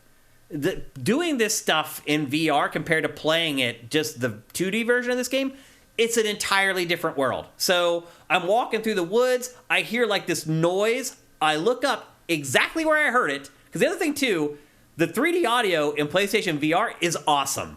So I didn't even use the headphones that were in PlayStation VR 2. I used my own headphones, which is a little awkward because the headset does kind of come down over the top of your ears a little bit. I managed to get it to work okay. But I plugged in a really good set of headphones, and it blew my mind. The 3D audio in this is incredible. Like, I heard a scuffling up to the right. I look up to the right, and snow and a rock comes falling off of a cliff down at me. I was like, holy crap. So I keep trudging through the woods. Eventually, I hear like a moaning or whatever. I come up over this little rise, and I see something run. Like, through the pitch dark, I could hardly see it, and then I see like his legs. And I was like, oh, like, it's just, it was intense. Like, I realize right now, you guys think the B-roll ended. It didn't. That's how dark this game is when you first start playing. I'll skip forward so maybe you can see a little bit better. So, Matt... I make it all the way through the woods, and I'm like, holy crap, I am home free. This is freaking awesome. Like, again, it's hard to put into words how much more affecting this is than playing it in 2D. And then I get to the first indoor area, a cabin, and that's where it all went down the shitter.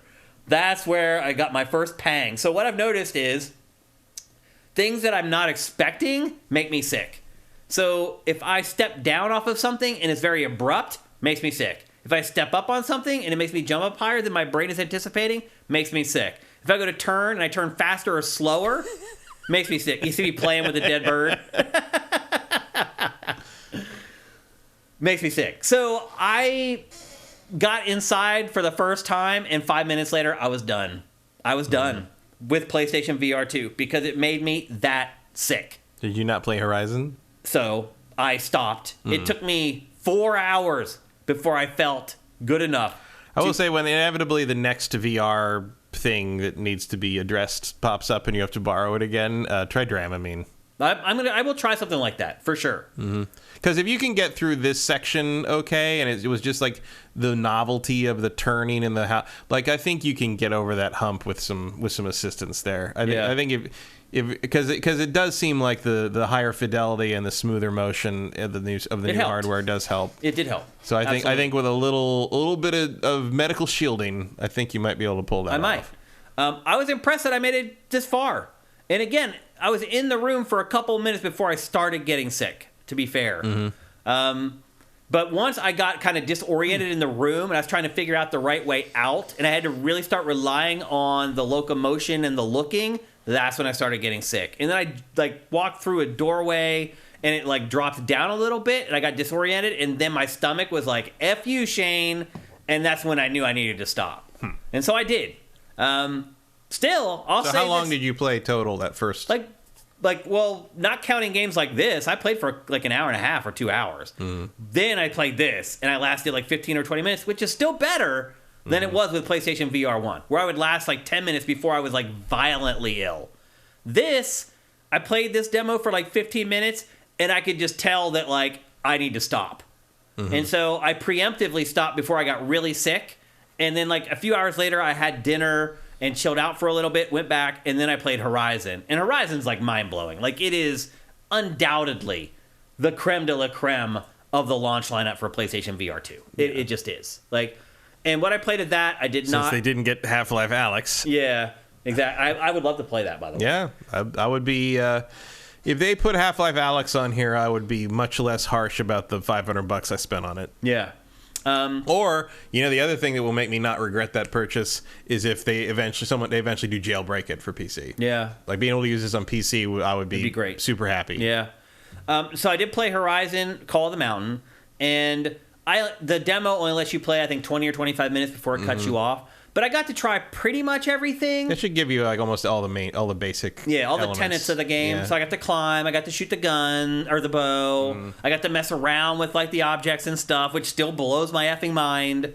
But it is undoubtedly the cream of the PlayStation VR 2 launch crop. So I guess to sum it all up, if you're someone like me who got sick, really sick from early VR, PlayStation VR 1, this probably isn't going to solve it for you.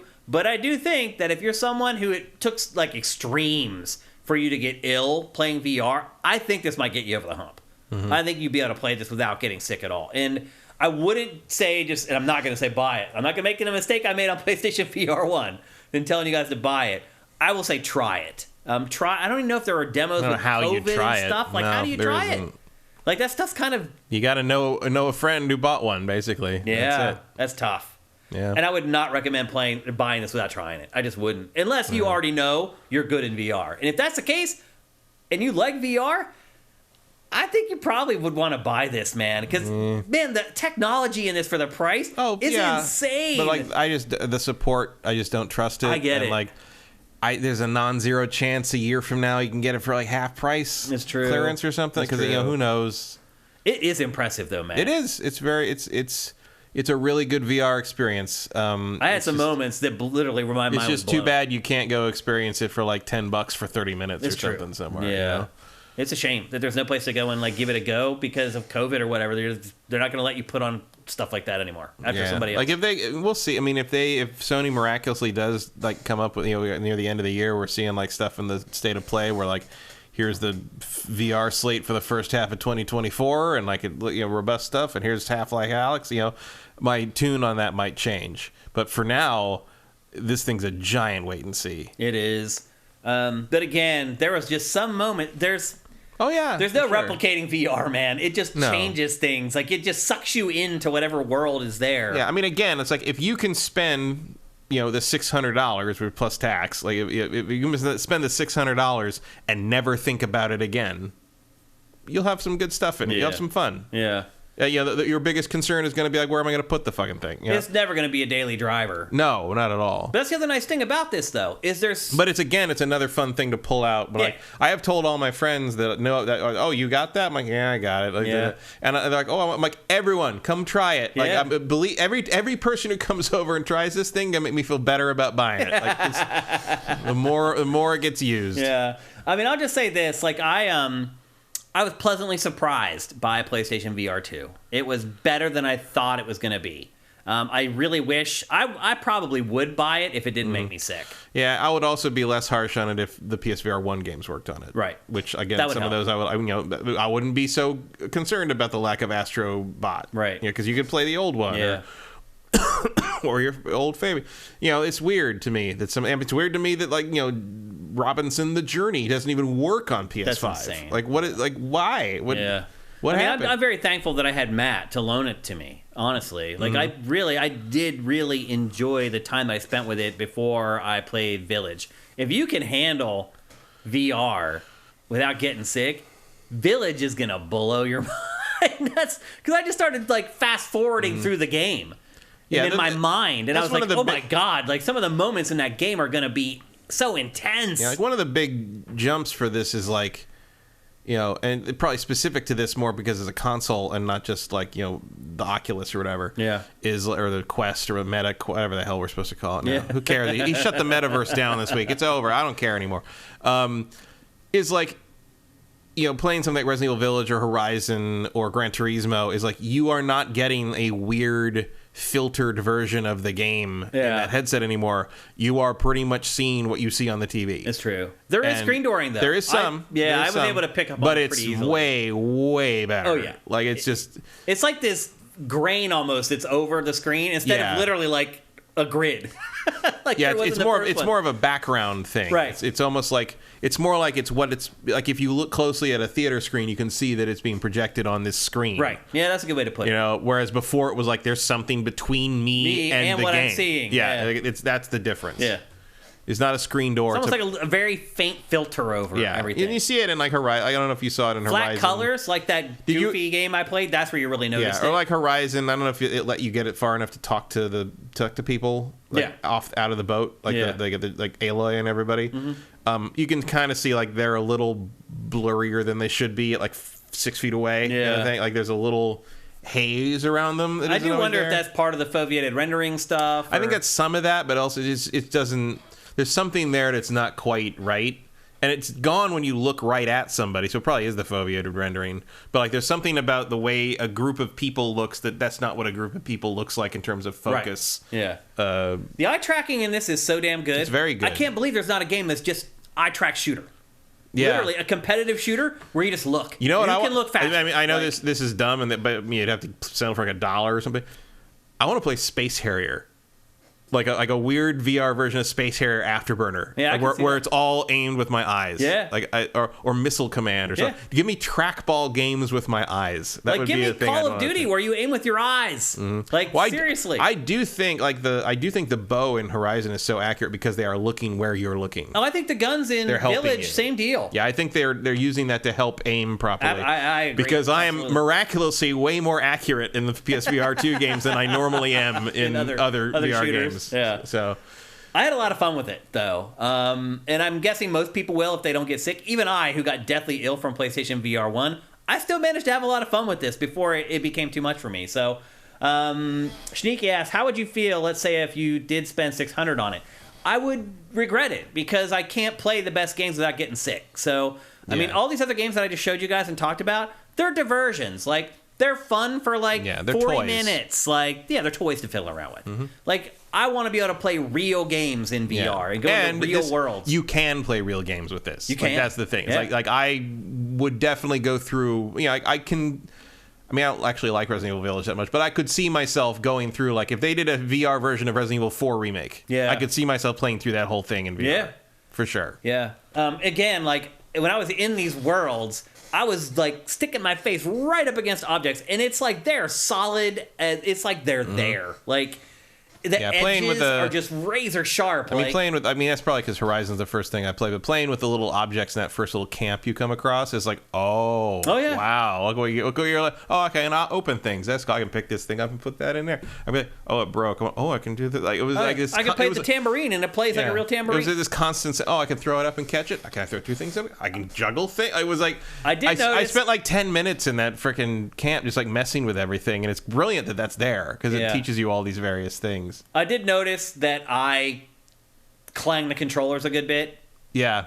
Like when I went to use the bow, clang. For me, it was hand over handing sideways. That did it sometimes. Yeah. It happened a couple times in Village. I also. And did you get far enough in that to see like how like there's multiple ways to climb up? You're not really stuck in one pathway. I didn't make it that far. It's probably too early. Yeah. And eventually, like the climbing sections are large enough that you have like if you go up this way, you'll go up some vines over here. But if you went this way, you'd kind of go up the slope and kind of go sideways longer. Like if it is there to allow, it's not about like, and this is actually partly funny because there's a complaint I had about Horizon 1. Yeah. It was like, it's not about you trying to detect where the path up is. It's about, I see where I'm supposed to go. And like, I could have gone that way too. That's cool. Yeah. And like, it's I didn't that make kind it of that thing. far, Like, it's just a way to not let people get as stuck. Yeah. And it's more interesting in VR, I think, because you have to predict where people are looking in a way that just isn't present in non VR game. Yeah. So I think they did a good job on that. Yeah.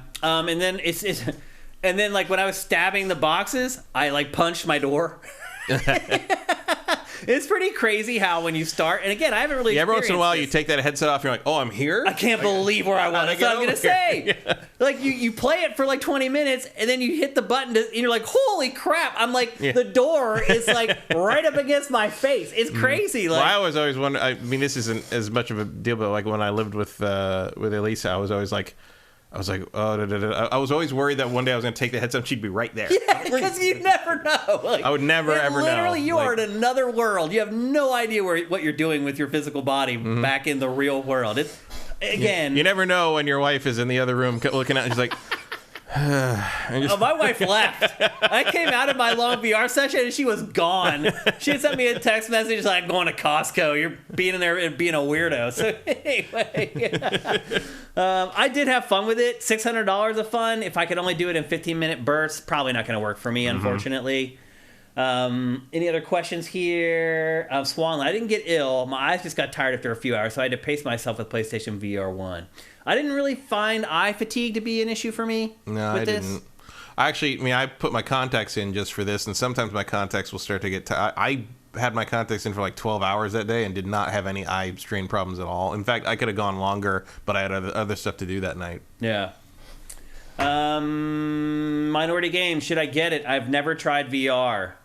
No idea. I would not tell you to get it, man, because you just don't know. Like, get it from Amazon so you can return it? Maybe. That might be the way I don't know if that's even available I don't know either. But I would not buy it without trying. I know when I ordered it from direct from Sony because the only place I could find to order it, to pre-order it, and like I had to click through a bunch of stuff that was like basically like you own this forever and you can never bring it anywhere near a Sony building again. Essentially, it's like I don't think there's a huge robust return policy unless there's something broken on it. I would argue do not buy VR unless you can try it first. I just wouldn't, because you don't know, and not just try it. Like, make sure you play a game where you are moving through the world in VR, like freely, not just teleporting. Moving like you're playing any other game. There's a hallway, I'm walking down that hallway and I'm pulling up my gun to shoot. Until you've tried that and you know that you're going to be okay, do not buy VR. That's the X factor. And there's really no way to know. Like, I can ride roller coasters all day. I was talking to my wife about it.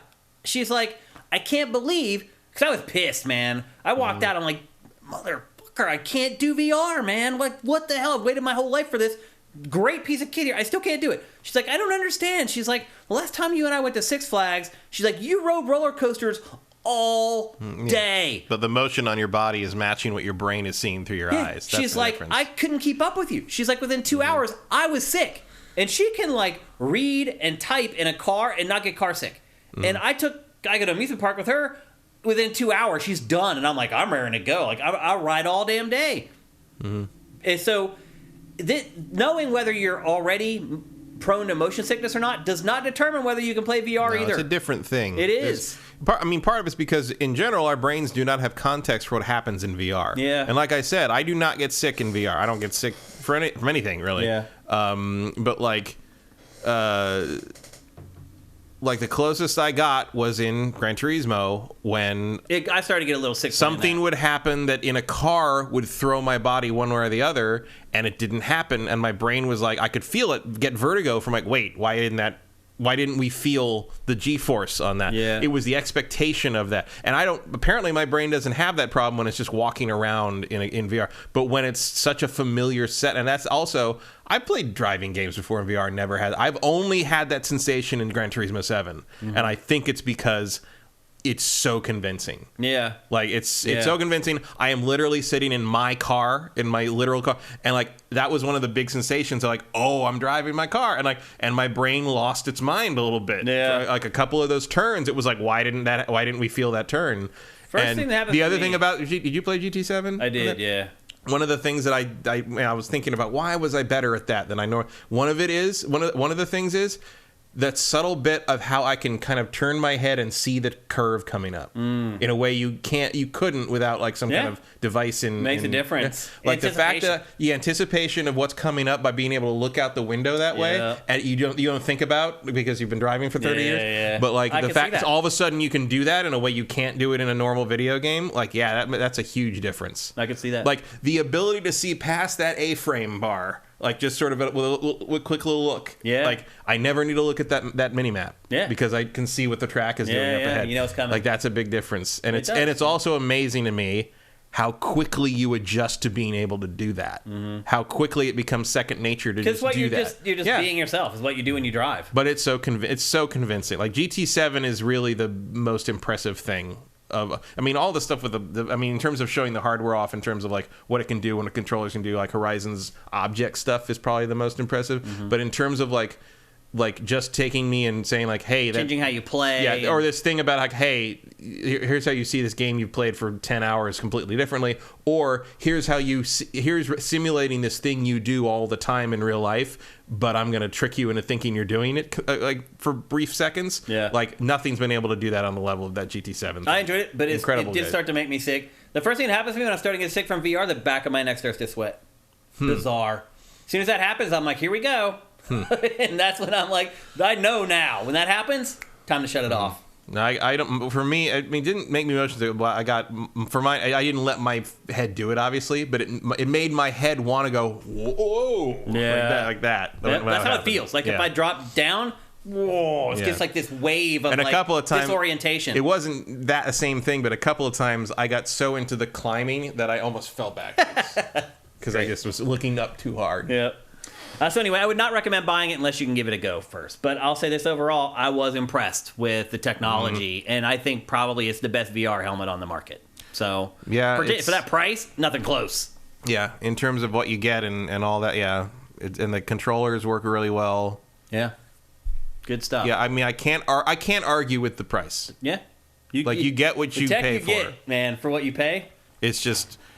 Yeah. If I trusted Sony to support it, robustly for 3 years or so, I would unhesitatingly recommend it. But right now, it's just like wait and see what they do past the launch window. I just don't know. I hear you. I'm looking forward to that the Switchback next week. Like I like the first one a lot, so and you might be able to play that because it's just sit down and it's like I was able to play the last one for PlayStation VR 1.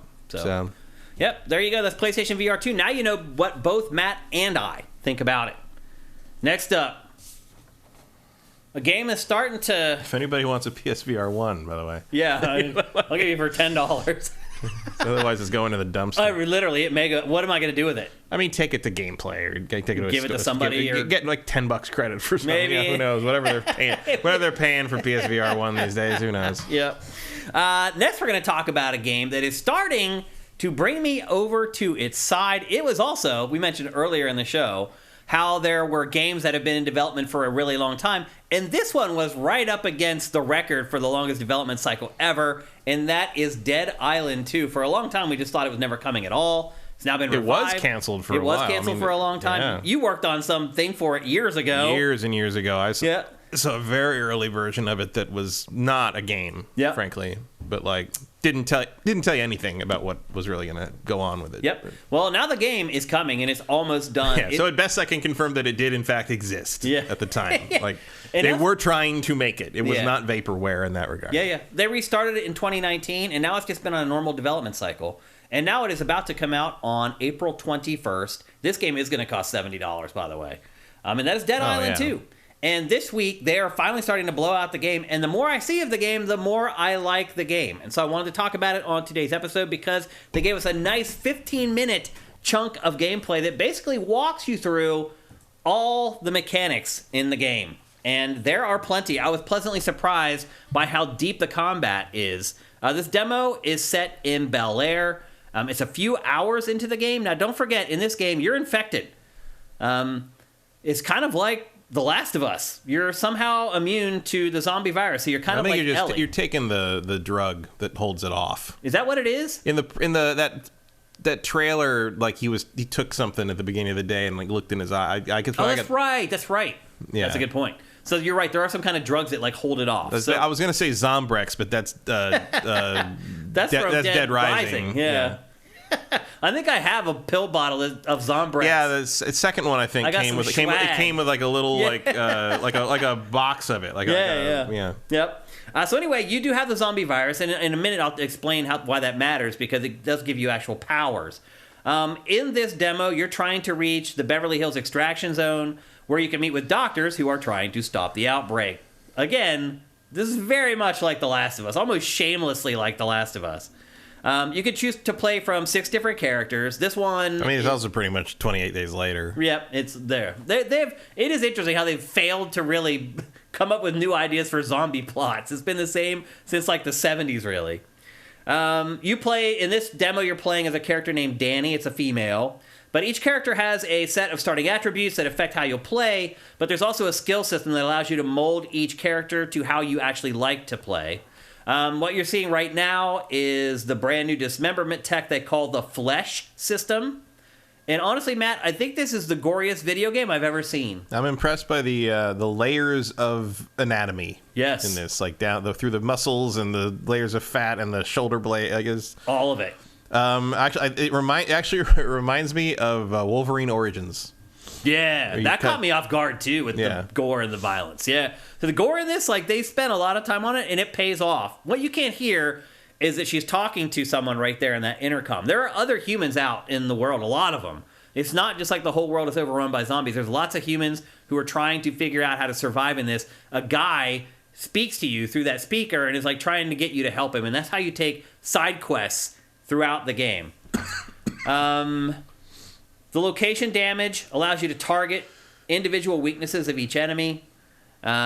So, you can take out their knees and then, it slows them down. They can't come at you as quickly. There's a lot of strategy and crowd management as far as like using your weapons. Certain weapons like a sledgehammer can be used to like clear out like 4 or 5 zombies at once, but if you have a claw hammer, you can kill a zombie, but you can only kill one at a time. So a lot of the game is figuring out how to manage the crowds of zombies and using the right approach, the right abilities, and the right weapons to make it happen. You saw earlier there's a map. The map helps you kind of map out your direction and to help you get from one place to another, to help you get to the safe houses, and to kind of also figure out kind of what are the dangers in between point A and point B. You can sneak in this game. There is stealth, but who wants to do that in a zombie game, Matt? Like, who wants to stealth around in a zombie game? I think this game was built and designed to go full bore, and I think, wow. I think as you start to watch this B-roll, you'll realize that nobody's going to play this game as stealth. Except in the areas where it makes you. Yeah. Because that's coming. Oh, there will be, yep. There are guns in the game, but in this demo in particular, they even mention that they only recommend that you use a gun for long-range targets that you can't get to on foot, because ammo in this game is extraordinarily scarce. So it has a little bit... Yeah, that's true to the original. Yeah, so it has shades of survival horror in it as well. The guns are emergency weapons. Pretty much, yep. Once you got a katana, it was over anyway. Who cares? Yeah. Every weapon in the game can be upgraded using workbenches that are scattered around the world.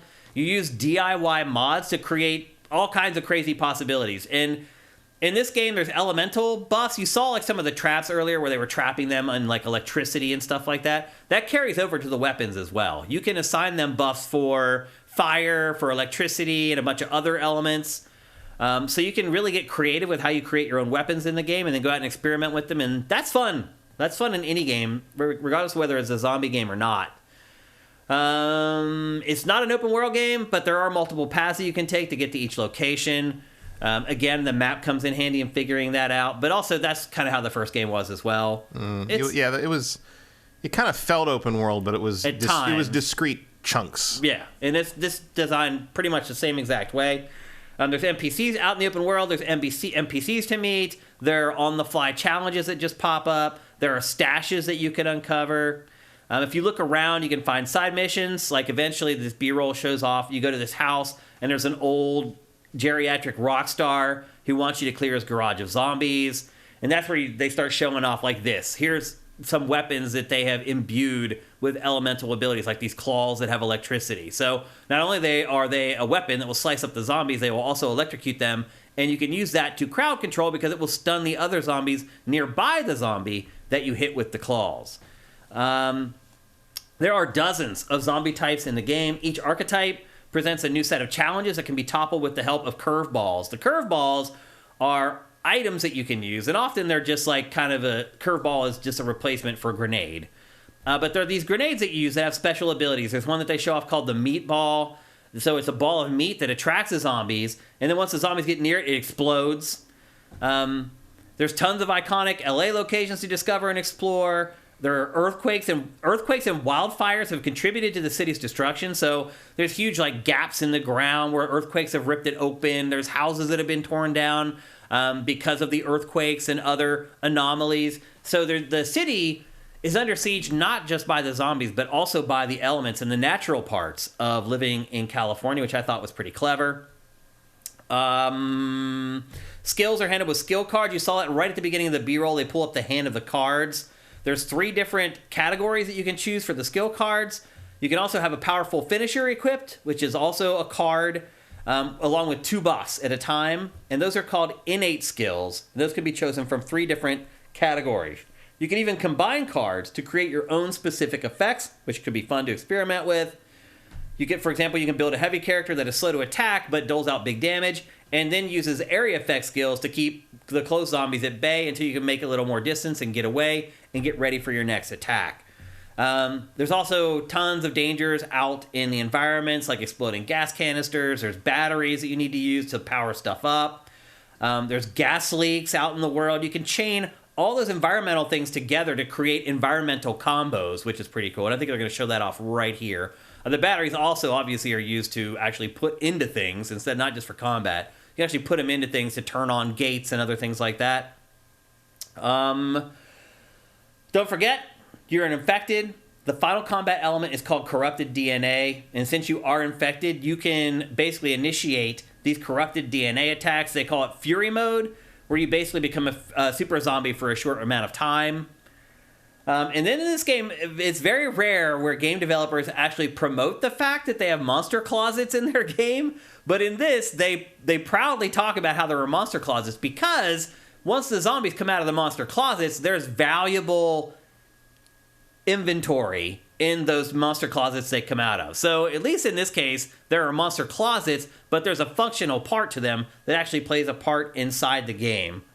There's also a variety of zombie types, including some that have explosives located on their bodies that you can target. So some of the enemies are like cops that have grenades or whatever, like strapped around their belt loop. If you're good enough that you can shoot that stuff or you can throw something at it, it will cause it to explode. And then you get the nice chain reaction of it blowing up all the other zombies nearby. And then there's also super zombies they call apex zombies, which are basically the bosses of the game. And they ultimately represent the most challenging enemies in the game. Matt, how are you feeling about this now that we're starting to get a better handle on what it really is and what it's about? Does it feel too similar to the original game? I mean, no, but it does feel like it doesn't have a lot of ideas that Dying Light didn't already cover. Yeah, I gotta understand that. Like the gore system is pretty cool. Mm-hmm. but how long is that going to sustain? Like, even looking at like where you go in just now and talk to that, and like the girl falls over drunk, and then he's. I in my head, I was already trying to imagine what horrible, boring, supposedly funny conversation is this I'm going to have to sit through now. Like, yeah. I think the combat looks fun. Like, I have always enjoyed in the Dead Islands and in the Dying Lights, like, kind of the zombie manipulation subgenre kind of thing.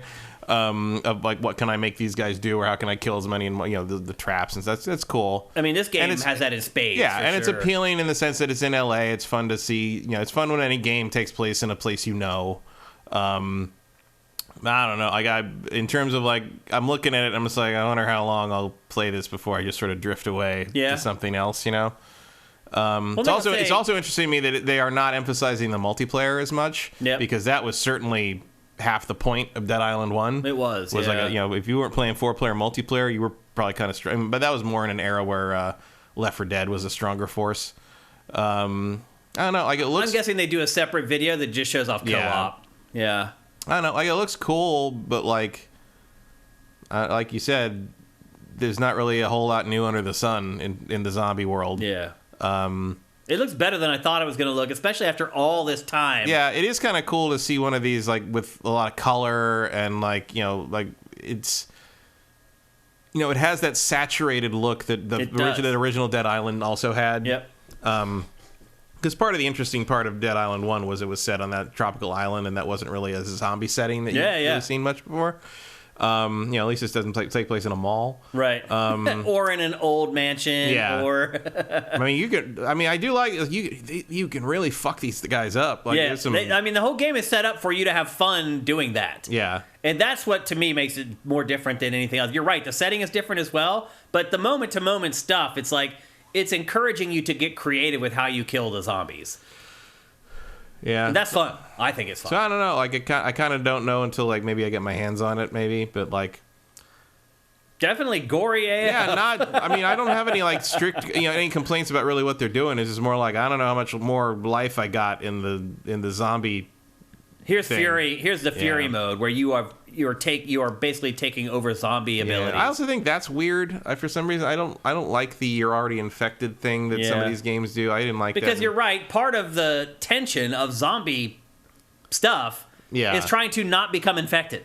Yeah. I mean, that's what The Last of Us is selling on. Mm-hmm. I mean, who's infected? Who's not infected? We got in a skirmish. Did you get bit? Like, you're right. That is a big part of what makes zombie whatever tense. And it's not like this is the first one to do that, but like, it's just sort of like, all right, I guess if that's how you want to roll with that, like, I don't know. I just don't know what it buys. I mean, obviously it buys you a new skill tree, but beyond that, like, I think it's, I guess it doesn't really matter, because like, it's the kind of the ongoing thing is always like, how come everybody gets attacked by zombies in these games and you lose health and clearly you got hurt, but like, you're not infected. But you're not infected, yeah.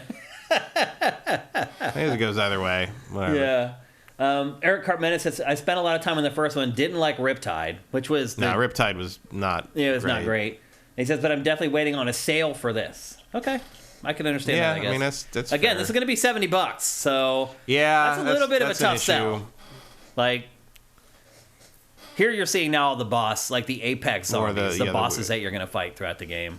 And, being someone who lives in LA, this has a little bit of extra charm. Yeah, for sure. Because, like, they are renaming some stuff. Like, the Chateau Marmont, they had changed completely to some other name. You're not going to do the stuff that you'd have to license. Yeah. But I'll say it. Just the Hollywood sign. Yeah. Again, I'll say it. I just think it's looking way better than I thought it was going to be. Yeah, I mean, that's true. And it actually weirdly does kind of live up to that original trailer with the jogger. Yeah, it does. Like the tone of that still kind of holds. They just showed a shot of Venice Beach a second ago, too. Yeah, which is literally like a mile and a half from the original version was going to take place in like a bunch of different cities. Yeah. So probably focusing on one is a better move. Yeah. It was like, I think it was maybe like Los Angeles, San Francisco, I can't remember, Chicago, and Austin. That's too much. That's just too much. It was way too. Gonna be way too much. Yeah. Better to focus on one thing. I would like to see a San Francisco zombie. That would be fun if they do a 3. They start rolling down the hills. They can't stop themselves. Oh yeah. Oh come on. Rolling, getting a swarm to chase you up, like like down Lombard Street. Oh, no, not Lombard Street. I'm saying like up Powell. Right. And then you like roll a flaming cable car down on them. Yeah. Like, oh yeah, How absolutely. fun would it be to just ride a cable car down one of the big hills with the zombies in front of you, and you're just in this cable car, and you just let go and just... Yep. It can be fun. Or like getting on a Muni bus and seeing if anyone notices the difference. That was a good one, Kyle. You gotta live in San Francisco for that joke. You do.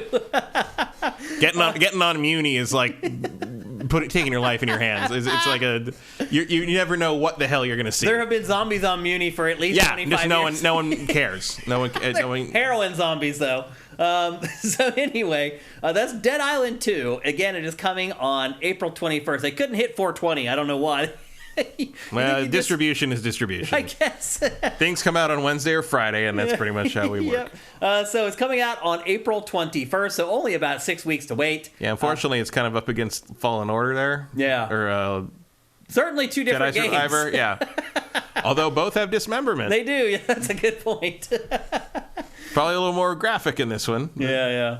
But anyway, I'm surprised that they let you cut the limbs off non-droids and creatures. It is surprising. I mean, the people wanted that a lot. They're loosening up a little bit over time. Yeah, I don't think you're ever going to see an M-rated Star Wars game. No, I don't either. That's about as close as it's going to get, I think. Yeah.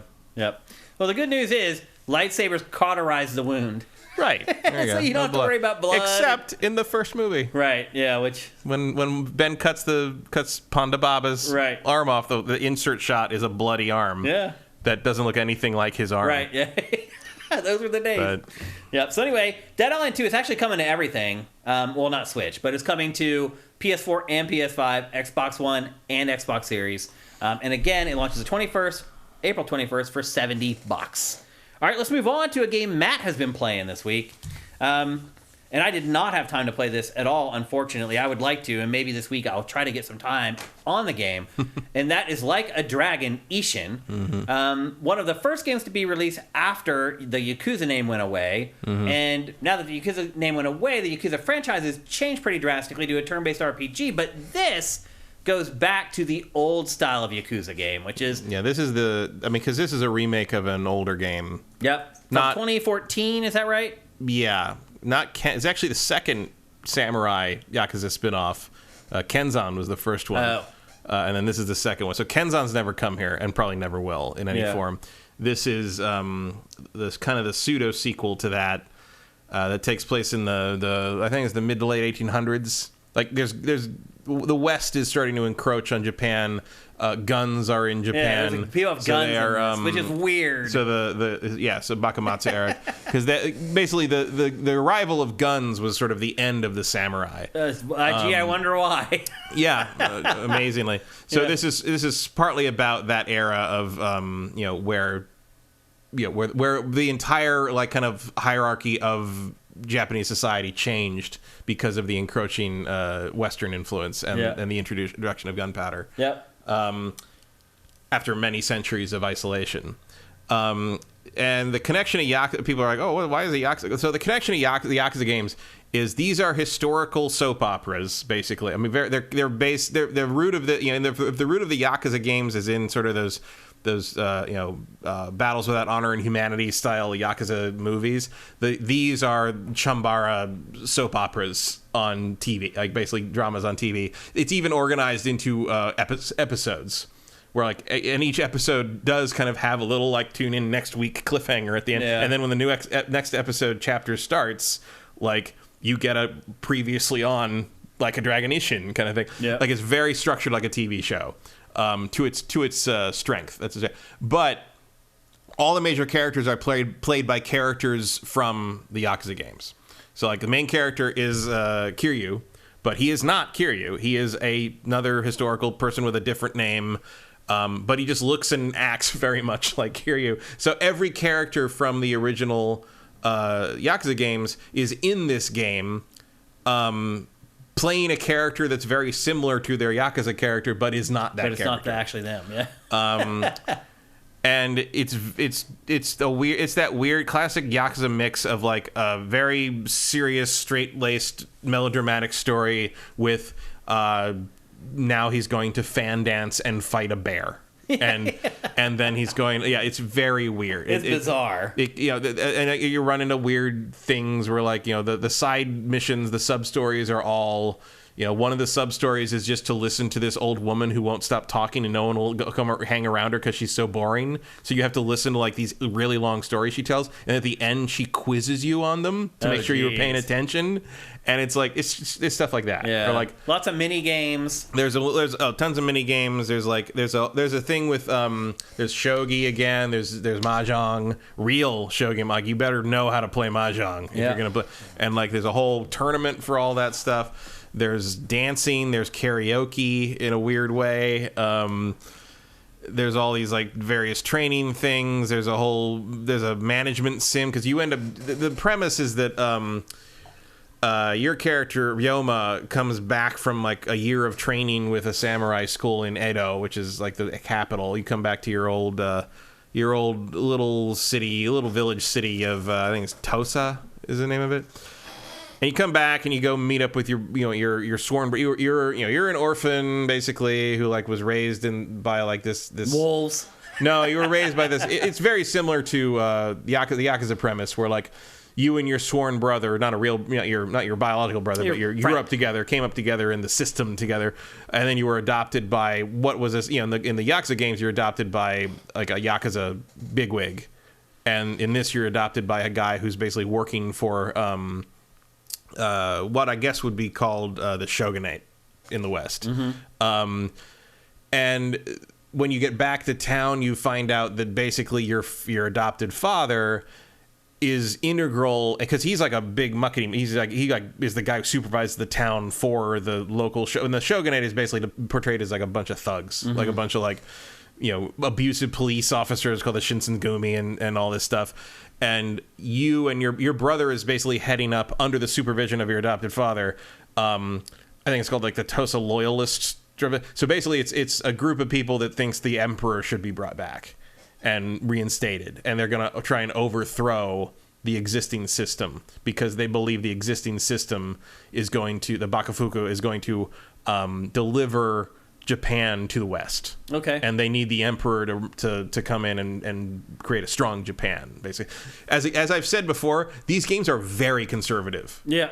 in Japan, these are very conservative, not in the sense of like they're crazy right-wing conspiracy weirdo people like we think of conservative. It's the classical conservative of like traditional values, loyal to the emperor, like nationalism a little bit, but like like in that kind of xenophobic way of like we don't need any outside interference sort of thing, and down to the fact that almost all of the sub stories are like weird morality plays of how to behave as a proper citizen. Yeah, I mean most of the scenarios you come across here are like moral, like decisions that you have to make. Yeah. And this is like this one. Like this is when you first get back. I mean, obviously you don't have a decision to make here, but she's hurt, probably has appendicitis, and they need to get her to the Dutch doctor who has the technology and the setup to help her. Mm-hmm. And these are like mid-level samurai who are like they're basically like a gang that like rule the town. And they're walking through town so no one can move, but she wants to take her daughter, and they get in a conflict, and so of course your character Ryoma steps up and he's like, let's go. And but basically you meet with your brother, you meet with your adoptive father. This is like hours in. This game, like all these games, they unfold slowly, but you meet with your father, and as he explains the plan of like, your brother is going to lead the revolution, and you have been promoted instantly to be like the second-hand man, the right-hand man, and you're going to go tomorrow and like overthrow them and siege the castle, and it's going to be a whole thing. And then a ninja jumps in and kills your father. Just like Yakuza. And then you get framed for the crime. Killing your own father. Yeah, and you have to leave and track down the masked man who killed your father. Yeah. And it ends up being... that becomes the real plot of the game. Yeah, and so you leave this town and go to another town. I think it's... I can't remember what the town is, because all the cities have different names than the modern Japanese modern cities, and they remind you of that sometimes, but they're all called different things now. So I don't remember which city you're in, but it's a much bigger town than this. It's very large. It's actually very large. It might be bigger than the normal Yakuza map, in fact, once you unlock it, the whole thing. So there you're trying to, because that's your only lead to where because the guy who killed your father has a very unusual sword style, and it's only taught like in one place and only a certain number, and they all belong to the Shinsengumi. And that's how you track him down. And so the main plot is actually you join the Shinsengumi to infiltrate them, to find out who the guy who did it is by kind of working your way through that whole crew. And of course, the way you do it is always ends in horrible conflict, but in the end you all respect each other, and so they all work for you later. It's a very formulaic thing, but it works. And so the one thing to note here, I am 12 and a half hours into this game. And you're in for a long haul when the completion percentage on a game save screen goes into the thousandths place. I am 12 and a half hours into this game, and I am 5.160% complete with it. Oh my God. I am 14% complete with the main story. Wow. So that's like 100 hours. Yeah. All these games are like that. They are long. It's a slow burn. Yeah. You get your money's worth. Yeah. Are you enjoying it? I am. Talk about the combat. So it's just Yakuza again. Yeah. The combat is a little, because it brings guns in. Well, there's always been guns, but it is more of the more interesting thing is it brings swords in as a standard ability. So it does follow the modern Yakuza thing of there's 4 combat styles you have to work with. There's Brawler, which is barehanded, which you can actually use against swords and there's counters and things you can do. It's actually pretty strong in that. There's Swordsman, which is just you and your katana or whatever. You can get bigger swords and axes. There's other things later, but like it's basically you and your weapon. There is Gunman, which is just gun. It's basically you're like it's gun fu essentially. It's like in Equilibrium, the horrible Christian Bale movie. It gets ridiculous. And then there's Wind Dancer, I think it is, which is a sword in one hand and a gun in the other. Yeah, and that is the showiest style, probably. And it's just like the others, like more recent ones. You basically the more as you level up in each system, as you use it more. I am more leveled up in Swordsman and Wind Dancer right now because I don't use the gun or unarmed very often.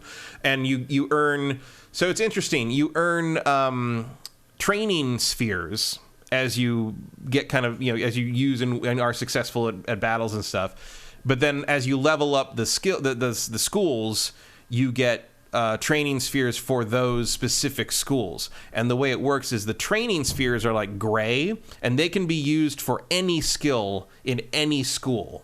No, okay. And then if you earn the colored, because each school has a different color, like Swordsman's I think is red, and so when you earn an actual sphere for the specific school, you can replace a training sphere that you've used to get a skill in that school with an actual sphere of that school, and you get that gray training sphere back that you can then put in another skill either in that school or another school. So you can kind of decide what to finalize by using a school's own upgrade spheres to replace training ones you've put that, and you get them the same. Now there's no like downside to putting a training sphere in versus a school specific sphere. It's just frees up those training spheres for you to then upgrade other stuff, which is an interesting way of rewarding you for using one school more than the others, but also not like it's so you're not stuck with one school being fully upgraded and then like, oh, it would be better to use like Wind Dancer here, but I haven't used Wind Dancer, so I have no skills in it. No, you can upgrade those with the same stuff you earn from other schools. You can respect basically you can respect. You can kind of it's kind of a soft respect system, which I think is clever. Yeah. And it works well here. The only issue I have is I don't think the combat system adapts to weapons very well. And I don't think the sword combat is amazing in this. Well, the gun combat is absurd. Because you're literally shooting somebody. They're the skill sphere trees there. You're literally shooting someone like 100 times and they just keep coming. Yeah, I mean, part of that is because you're using in the demo here. You're using the early guns. You can get better guns pretty early. Still, and, you're shooting someone with a gun. It's just ridiculous. Well, also you have unlimited ammo. You don't aim. Like I mean, it's nonsense, but like it's fun. It really is. But the Yakuza games have always been nonsense. Yeah, I mean that's part of their charm. The other games, you wrap a man around a fire hydrant, right? On every other. I will say the heat actions are not as prominent in this. In the normal game, in the mainstream series, you are anywhere time you're near anything, you can pick up anything and use it. You beat the man to death with a traffic cone. Mm-hmm. Somehow nobody dies. in this. Like, same as that. Yakuza's like, I mean, the enemies are damage I just sponges beat in that this. man to death with a bicycle. I'm sorry. Like, he did not get up out, and he's like, oh, I'm so hurt. Here's $5. It's like, and in this, it's like you beat the shit out of a guy with a sword for like, and like you stab it. Like, one of the heat motions is you stab him on the ground through his torso, and they're like, oh, we won't mess with you again. Yeah, because you're all dead. I don't know what you're standing up for. Some of the damage that these people take in this game is outrageous. It's just, I mean, it's just nonsense. It's just fantasy. Really It's fantasy nonsense. They're not trying to be realistic. This is not realistic. None of it's realistic. Yeah. This is not a life simulator in feudal Japan. There's nothing happening here. But yeah, it's fun. How about like looking at the pantheon of Yakuza games? Where does this fall?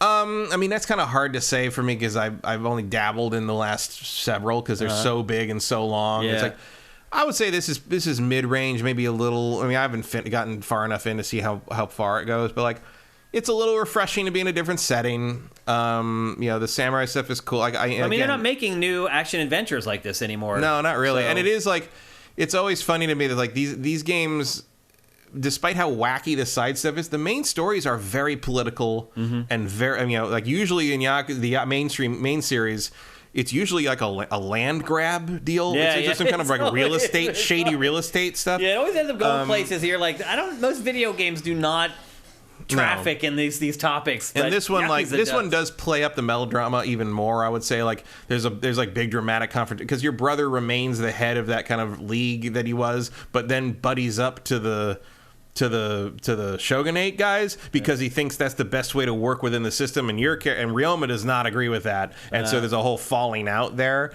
and like, so there's a very dramatic, like, his face on this side of the screen and your face on this side of the screen, and there's like, it's like, my brother is dead, it's like that whole thing. It's very over the top. The conversations in but this it's go fun. on It's forever. but that's not a criticism so much as it's like that's what the style is, and it's fun. And again, like you say, no one else is doing this. No. There is no other equivalent. Sega's not doing it. No. I mean, it stopped. The series now has turned into turn-based RPG. It still has the wacky.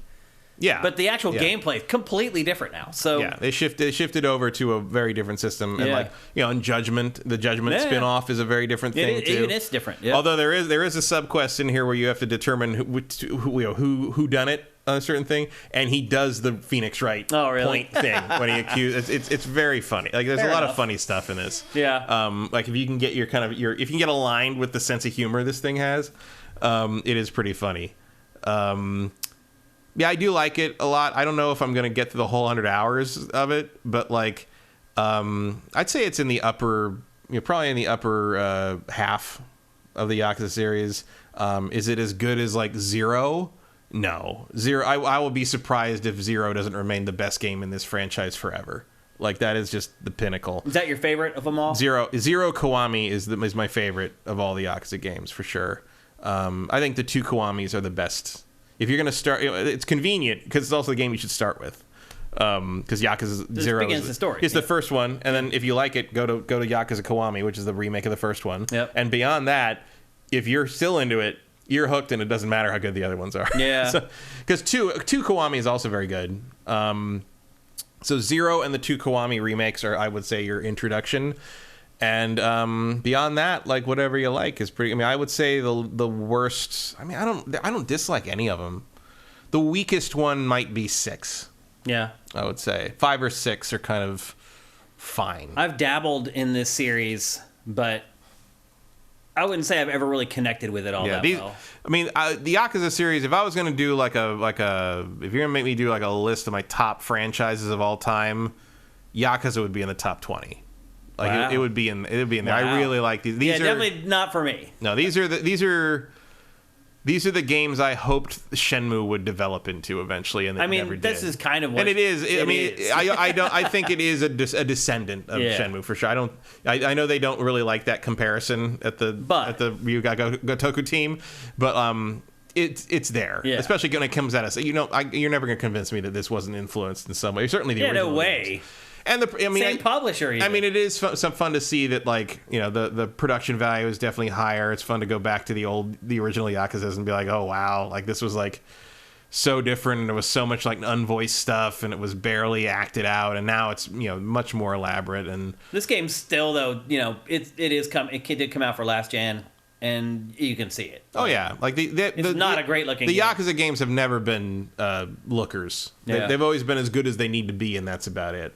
And there's very obvious shifts when they suddenly switch, because I believe a lot of the stuff is in real time in the cinematic cutscenes, but there's such an obvious detail jump when suddenly it fades to black a lot and it fades back up, and you're like, we're in a real cutscene now. Yeah. There's a difference. There's like 3 levels of cutscenes. There's like the big cinematic, like this is a big cinematic scene. Yeah.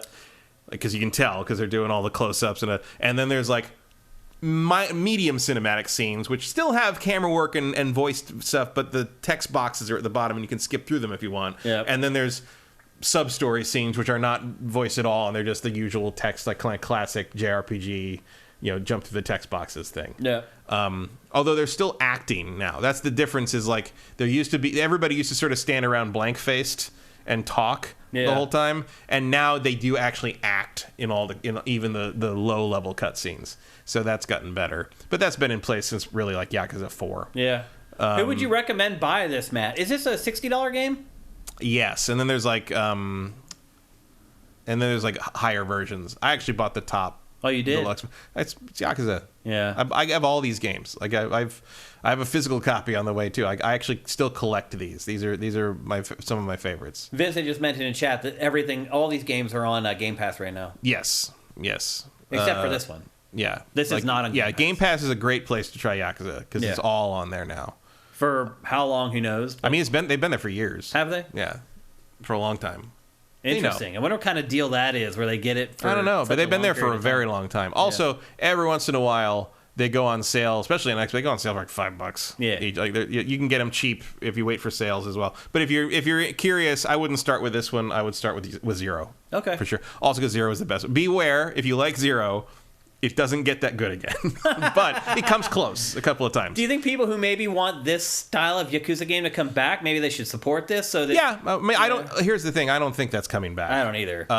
They did 7 of these, and that's enough. Yeah, that's enough. So there are, if you add up all this, I mean, there between this and the other one and the Dead Souls one, which is the zombie alternate universe breakout thing. It's like 1,000 hours of There's gameplay. Like 1,000 hours of gameplay in this series. If you and that's ignoring 7 and the upcoming 8 and the 2 Judgment games. Like, there's plenty of Yakuza already. There's more Yakuza than anyone could ever need. Especially since, like, Yakuza 3, there's an hour-long cutscene where they just sit near the beach and talk about orphanages in Okinawa. Like, I remember that. Yeah, it's. And look, I love it. I'm like, part of it's not super interesting, but then part of me is just like, man, where else in gaming are you going to get this? Well, maybe there's a reason why. There might be a reason, but I'm glad there's one somewhere. That's what I always like. I'm glad there's one that gave me that. I don't need Gears 6 to bring that up. Yeah. I don't need I don't need the next Fable to have a very deep story about a land grab near a castle. Yeah. But like, one series doing that is cool. I tend to just get enough dabbling in these games here and there. Yeah. Get a little taste of the mini games. But it's just, you got to figure out what your limit is on the, because I can go through and do, I've done all the, especially the early ones. I did all the grind stuff with all the lockers and all the hostess clubs and grinding the chess, the shogi stuff up and all the poker stuff. I mean, you can lose 100 to 200 hours per game easily on this. Yeah. If you want to go for the platinum or whatever. For sure. I will probably not be doing it on this because there's a moment where you unlock the blacksmith in this, and I looked at all the trees of where I'm like, oh no, I can see that's a black hole. We're not doing that. That's going to take a very long time, and I'm doing just fine. Thank you. So generally, you wouldn't recommend this to many people. This is for fans. Yeah. Or if you really are interested in this period of history, like that period of like where guns came to the samurai, like there's not a lot of games set there. Mm-hmm. It's singular in that Because it kind regard. of nullifies the samurai. Yeah, I mean, that is a big plot point, is like what's going to happen now that kind of, what we've... The swords don't matter anymore. Yeah, and like some samurai are adopting guns, and some of them are like, that's wrong. Like, you're not a samurai anymore if you're using guns. And there's like, well, we're just adapting to the world. It's like, the world can't adapt. The samurai can't adapt to the world must adapt to the samurai. And it's like, that's how you get shot. That's how you die. So, I mean, clearly your character does not have a problem using guns. Exactly. It's and there's a lot of options on that, on what you want to do with the guns. There's long swords. There's there's a lot. The combat system has a fair amount to offer. It's just a little slippery at times. There's some cheap hits, I think, here and there where it's like, okay, I saw that coming, but I couldn't quite get to it. I guess the combat, fights happen a lot. Like just wandering around town, you're gonna just getting from one place to another. You're gonna get in like 3 fights on the way there. You can see in the B-roll there. Yeah. And it's like weird. There's fishing. Fishing's kind of fun. It's simple but fun. Mm-hmm. I just think it's funny that the fishing. I was like, I was expecting I guess I forgot how the fishing really worked in 3 and the other games. But like, you throw the line near a shadow of a fish, and the fish grabs it, and when the thing pops up, you hit the button, and there's no fighting with the fish. He just pulls it out in one huge motion. And I was like, ouch! And suddenly you've just got a carp. It's like, okay. Yeah, I'm very entertained by it. It's a fun kind of chill out and sit on the couch and play this game and not think about it too hard. Yeah. And pause the podcast when a cutscene starts, and it's like, okay, cool, and then go back to the podcast. But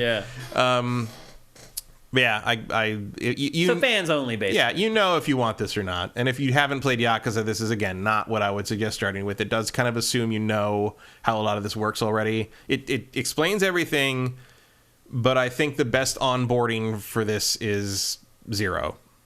In part because it also helps to know the characters, because it does assume the characters from Yakuza, because when a certain character shows up in this, it definitely assumes how that character is going to behave because of how they behave in the Yakuza games. Oh, gotcha. So okay. It's very much like, if a character is kind of carefree and sort of rude in Yakuza, they're going to be that in this. And they're going to, before one of the classic Yakuza things is before you know somebody's name, their name on the little dialogue boxes is whatever, Kiryu's or Ryoma's in this case is perception of them is. And sometimes you'll get things like dumbass Ronin and stuff, and you're like, oh no, he thinks this character isn't a dumbass, but he thinks he is, because your character would see the character behaving that way as a dumbass instead. So it's about perception. And then you replace it with his name once you're but if you know that character from the original games, you're like, oh yeah, Kiryu absolutely does think that character is a dumbass. Gotcha. It's things, it's little things it like rewards that. fans. Yeah, for sure. There's there's another guy who shows up. First time you run into him, he's a known antagonist, but also sometimes an ally if you prove yourself to him. And he shows up in a bathhouse. And so you have to have a big fight with him, but you're both naked in the steam room. But the little clouds of steam cover your crotches at the right place. And just move with you as you. It's funny. It's Yakuza. I mean, that's just what it does. It's know by now whether you like it or not. It's like nothing else. Yeah. And you either get it or you don't. It's not for everybody, for sure. Yeah. But I'm glad it's for enough people that they've made 10 of them. Yeah. All right, there you go. That's Like a Dragon Ishin. Matt only recommends it to fans of Yakuza. All right, our last topic for episode 333, another game that Matt's been spending time with on his brand new beast of a PC. And that is absolutely wasted on this, I might add. It probably is. And that is Company of Heroes 3. Once upon a time, though, Matt, it would not have been wasted on that rig. Company of Heroes used to be a benchmark game. Yeah, 2 in particular. Yeah, it was one of those games where you're like, oh, I just got a new graphics card. Let me check out Company of Heroes 2. And the physics stuff back in the day. Right. That was a big deal. Yeah, absolutely. So you're saying now it's not the case with Company of Heroes 3? I don't think this game feels like it's pushing too much in that regard, no. It looks good. It's nice, but no, this does not feel like it's technologically as ambitious as, say, you would have expected from Company Heroes 2. Well, I wonder why that is. I wonder if the studio just lost talent, just fell behind the times. I don't know. It's been a long time since the last one came out. It's been 10 years. Yeah, it's insane. I don't know. There are a lot. I mean, they did change a lot in terms of how the campaigns work and stuff. I mean, the gameplay is still the same RTS. Sort of paper, rock, scissors, flanking, cover, it's... So, I mean, base level, this is an RTS set in World War II. This particular one is set in the Italian and African theaters, is that right? Yeah. The campaign, there's an African campaign and an Italian campaign, which are... So first in this, there have always been different campaigns in these. This is both campaigns actually play very differently in this. So the North Africa campaign plays very much like a standard Company Heroes. It's a series of missions strung together by a story. Right. The Italian campaign plays how to describe it? It actually plays like the if you've ever played the Dawn of War games, the Warhammer, also by Relic. You know how they used to have especially Soulstorm and Dark Crusade, that you picked your character and you went through like a big map and you had to take over places, and it was almost like a turn-based strategy game in between. I do remember that. Yeah.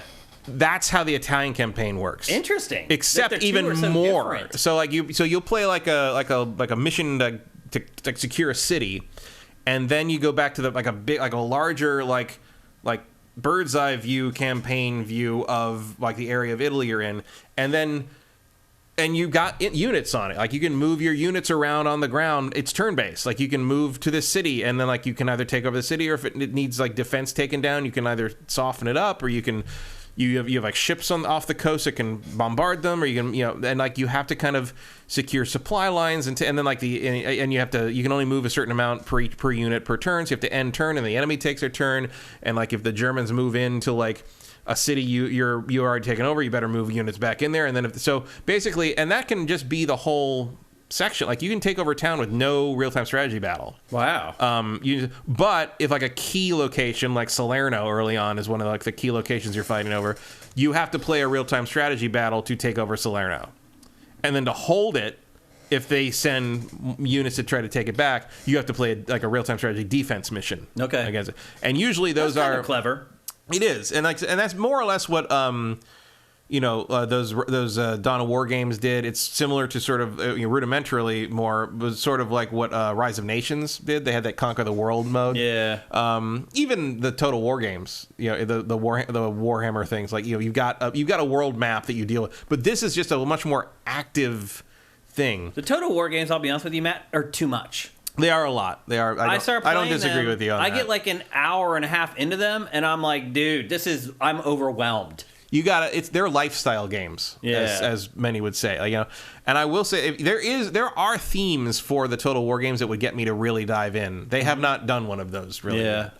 If you were to do a Star Wars game that, I'd be in. If you did, it probably would get me over the hump. If you did a Lord of the Rings Total War, I'd be in. If you did a Warhammer 40K Total War, I'd probably be in, because I think that's more interesting than the fantasy Warhammer setting. Yeah. But yeah, so this is definitely the most the most involved any kind of the campaign turn-based map has ever been in any of Relic's games. I should also mention before we go any further, you're seeing in the lower third there, it says it's available for PS5 and Xbox Series X. Those versions are coming later. Yeah. Right now it's only available for PC. I'm not sure how that's going to work out, but yeah, we'll see if those end up getting released. I will say that so I'm very... There's Tactical Pause, which is something that was instituted in 2, right? Yeah, you could do that in 2. Basically, so it's basically so you can give orders to everybody all at once, right, to adapt to the changing situations, which is necessary. It's very. I will say in 2 as well, but even more so in this, your units fight on their own pretty smart. Yeah, you don't need to babysit units too well unless you run into something you really weren't ready for. Yeah, which I appreciate. The only thing I am mixed on how this game plays out. On one hand, I think the real-time strategy parts, they're not bad, and again, this is me saying this, I feel like I've done it all already. Yeah. I feel like that when I play almost every RTS anymore. But this one in particular, I don't feel like anything in the RTS part has really been beefed up or improved or tweaked beyond what was already there in Company of Heroes 2. Not that I didn't like Company of Heroes 2, but it just feels like I'm doing the same thing in a different location. And and as a history nerd, I'll admit a bias here. I don't give a shit about the Italian or African campaigns in World War II. I know like the European stuff is overdone. Yeah, but who cares? It's partly one of the reasons it's overdone is because that's the fucking climax of the story. I think I think the first one covers Normandy and the invasion of France and like kind of the push to Berlin, and the second one covers the Soviet front and Stalingrad and kind of the push back against the Germans through the winter and all. I mean, just that is the meat of the interesting part of World War II in the European theater. And this is like, that time they all got kind of bogged down in Africa with tank battles because like none of them could quite give up their colonial shit yet until the United Nations kind of made them. Yeah. And then Italy, I mean, I know the invasion of Italy was necessary, but it just feels so low stakes. In the grand scheme of things, it kind of is. Yeah. Especially because, I mean, you don't know that at the time, but you know now that like, the Italian fascist government was just going to roll over and Mussolini was going to, the Italian people were going to take care of that themselves in the end. Yeah. And it just doesn't. I mean, there's a part of me that like really wishes, especially with the map, the large map, the turn-based tactical strategic map, which by the way is too complicated and takes forever. I mean, I was 5 hours into this and it was still explaining parts of that map to me. Yeah, it's too much. It does a lot of hand-holding. It's not too. It's not that it's too much. It's that they didn't come up with an intuitive user interface for it. Like I constantly forget what does what and how to do things and that I can do things. It's like an overcomplicated board game. It's kind of intuitive though too. Like a lot of the stuff that you do in this, it does kind of work the way you'd expect it to work. In the RTS part, yes. Yeah. In the bigger like the turn-based map, no. Yeah. Like it's much more it's a much more obtuse way to do things. I think the RTS stuff is pretty intuitive most of the time. As long as you kind of know kind of how Relic's user interface work. That hasn't really changed in forever. The problem is they didn't find a way to transpose that user interface onto the turn-based map that made it make a lot of sense, if that makes sense. Like it also feels like the storytelling in this is just so lackluster. Like you're right, like those theaters are probably the least interesting and least consequential, but they don't do a good job of dressing them up either. Like no, they try with like the Italian campaign. You're answering to an American general and a British one, and like they both have different opinions about what to do next a lot of times, and so you can either do basically on the big map. You can either do the thing that the American guy wants to do or the thing the British guy wants to do, and you'll gain favor with them. And the more favor you gain with one, the more upgrades you can get from their skill tree. And so you kind of got to pick whether you want to be the American upgrade tree or the British upgrade tree. And some things you do please them both, so it is not a full decision, black and white. Yeah. The other problem is that maybe this is just me. I think the American guy's right most of the time. Like I don't know. Like it's just you, Kyle. Maybe. I mean, the British guy. A lot of times, the British guy will be like, "We have to secure this port so we can bring in more supplies." And the American's like, "If we don't take that town, the Germans can just roll down that road and kill us all. We should do that. Then we can take the port." I'm like, I'm with him. That makes sense. I feel like we don't die. That is more important than that. Maybe like, dying. Because we could also die because if you're trying to fight your battle on this port and they just roll in over the hill, right? Now you got two sides. It's called a pincher maneuver and you die. Yep. So it's like conservative tactics versus aggressive tactics, and knowing enough in war, and well, not even just war. In that theater, right. It was go. That was the trick. So, but I mean, you can play it either way, whatever. Yeah. Whereas the African campaign is much more straightforward, just kind of a linear story. Which is again, and I think I like the African one better a little bit. I feel like I should like the Italian one better because it has the strategic map and has more new elements to it. Mm-hmm. But I like the African one. You're seeing the African stuff here. I like this better partly because it's just a little simpler to get in the action and just jump from mission to mission. And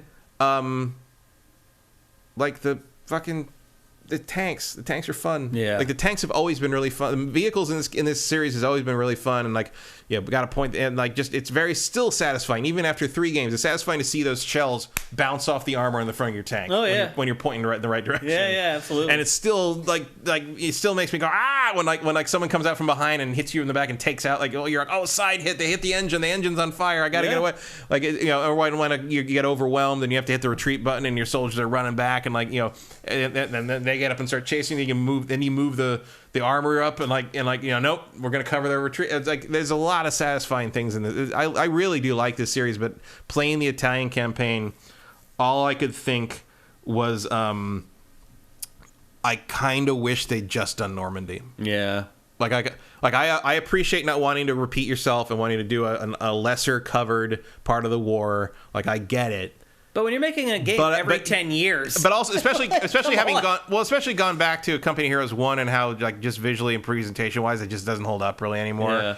It would have been nice to have a modern version of the Western European theater instead of because that was also, I will also admit, I would feel like I would be on more solid ground in the strategic map part of a Normandy equivalent, because I would understand more what I was trying to do. I don't know the Italian campaign. That's what I was telling you. The storytelling in this isn't great. It doesn't really set the stage enough. It's in the cutscenes. I mean, do I need more of a stage set than go kill Nazis? Not really. Yeah. But at the same time, motivation, I just don't feel. Yeah, it doesn't feel like there's a real explanation of what you're doing or why.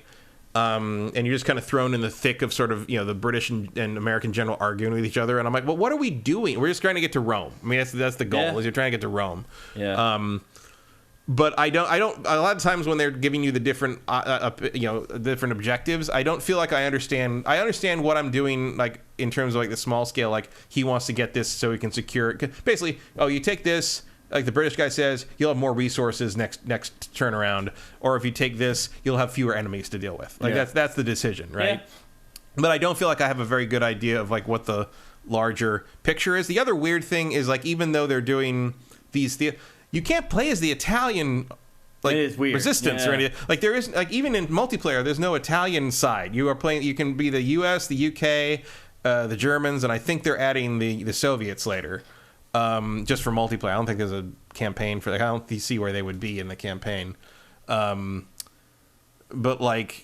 don't know. I mean, it's fine, but it's not. Company Heroes 2 really pulled me in and was a big deal. I played and 1, but 2 especially. I was like, oh wow, 2's improvement over 1 was very noticeable, and the experience was very not just over 1, but it was the improvements that it made to the genre in general. Singularly, it's like we can have local damage. We can have the physics and the destructible terrain matter. We can have units that when you zoom in, they don't look like block men. We can have small. We can have you get attached to these little groups of guys that level up and carry from battle to battle over and that's all still there, but it's not as novel anymore. Yeah. And even as someone who's very much about execution over innovation, there's nothing else for me to grab onto, and that's why I keep saying I wish they'd done Normandy, because I would inherently care about a Western or Eastern European theater version. I don't think you're alone there. More than what I mean, they're not they weren't important, and I'm sorry if anyone in Africa or Italy is watching this and feels differently, but I don't care about the invasion of Italy. Yeah. I know what happened. Most history buffs I'm aware of what happened. I don't really want to play it. Yeah. I am more interested in the, I agree with you. I think it was a mistake to focus on these theaters. Again, or at the very least, put out a game every 2 or 3 years. Or you know what? Okay. Right. The other thing I would say is okay, you know what? Do the Pacific Theater. Yeah. And I know nobody wants to do that because of the racial aspect. Right. Because it's it's a different thing. Yeah. It's not as cut and dried, and it ends poorly. Mm-hmm. How do you end that campaign? Do you just I don't hit know. the button? You fly the Enola Gay in? I don't think you can do that. Yeah, I don't think you can either. Yeah. It ends in arguably a war crime. Yeah. So it's a messier situation. Call of Duty hasn't touched that except that one game either. Yeah. And that didn't sell too well. Yeah, so. that's true. Yeah. So I don't. Is there such a thing as RTS fans anymore? Because this genre has just almost disappeared. There are, but it's I think they just play older stuff. Yeah. There's people that still play. Would you rather play this or Company of Heroes 2? I would rather play 2. Yeah. And I would actually, you know what, to be honest, I would rather play Company of Heroes 1 with this presentation. Right, yeah. I would rather play that setting with this game. You will get bang for the buck, though. This is a $60 game. Like, if you like RTSs, you're going to get your money's worth out of this. Yeah, I mean, and generally, it is a high-quality product. It is a good game. It just doesn't hook me the way 2 did. And I can't quite tell you why. Outside of, like, this just isn't an area of World War II that is as interesting to me as the 2 things they've already covered. And I'm just saying, like, as someone who's I understand why you don't want to repeat yourself, but maybe you should have this time. Yeah, I agree. There you go. That's Company of Heroes 3, only available for PC. Supposed to be coming to PS5 and Xbox Series. We'll see if that ever happens. It will. I mean, the one thing I will say about this in terms of converting it to a console is, like I said, you don't really need to babysit your units very much. Yeah, like that helps. They very much can. I think I was on my 4th or 5th mission in the Italian campaign before I even lost a unit. Yeah. Like, you hitting retreat if you get in trouble, the pause and the tactical pause, like, really matter. Like, it's very, unless you're just really not paying attention, it's very hard to run into a catastrophic failure. You can always fall back and try again. It's not that tough. Even, I mean, I've been overrun by tanks before in this game and pulled everyone back, hit some guys in buildings, and was able to come back after I repaired one of my vehicles and come around the back and win the battle. Yeah, I blew 3 of them up before they could even turn around. You know, it's the AI is not brilliant, but at the same time, it's hard to tell the difference between a dumb AI and, like, street fighting is hard. Like, you can't turn a tank around instantly, and you can't. I think Russia is learning that. Oh yeah, which you think they'd know from this? You think? Yep. What did Stalingrad teach us, boys and girls? Nothing, apparently. No. All right, there you go. This Company Heroes 3, which means it's now time for.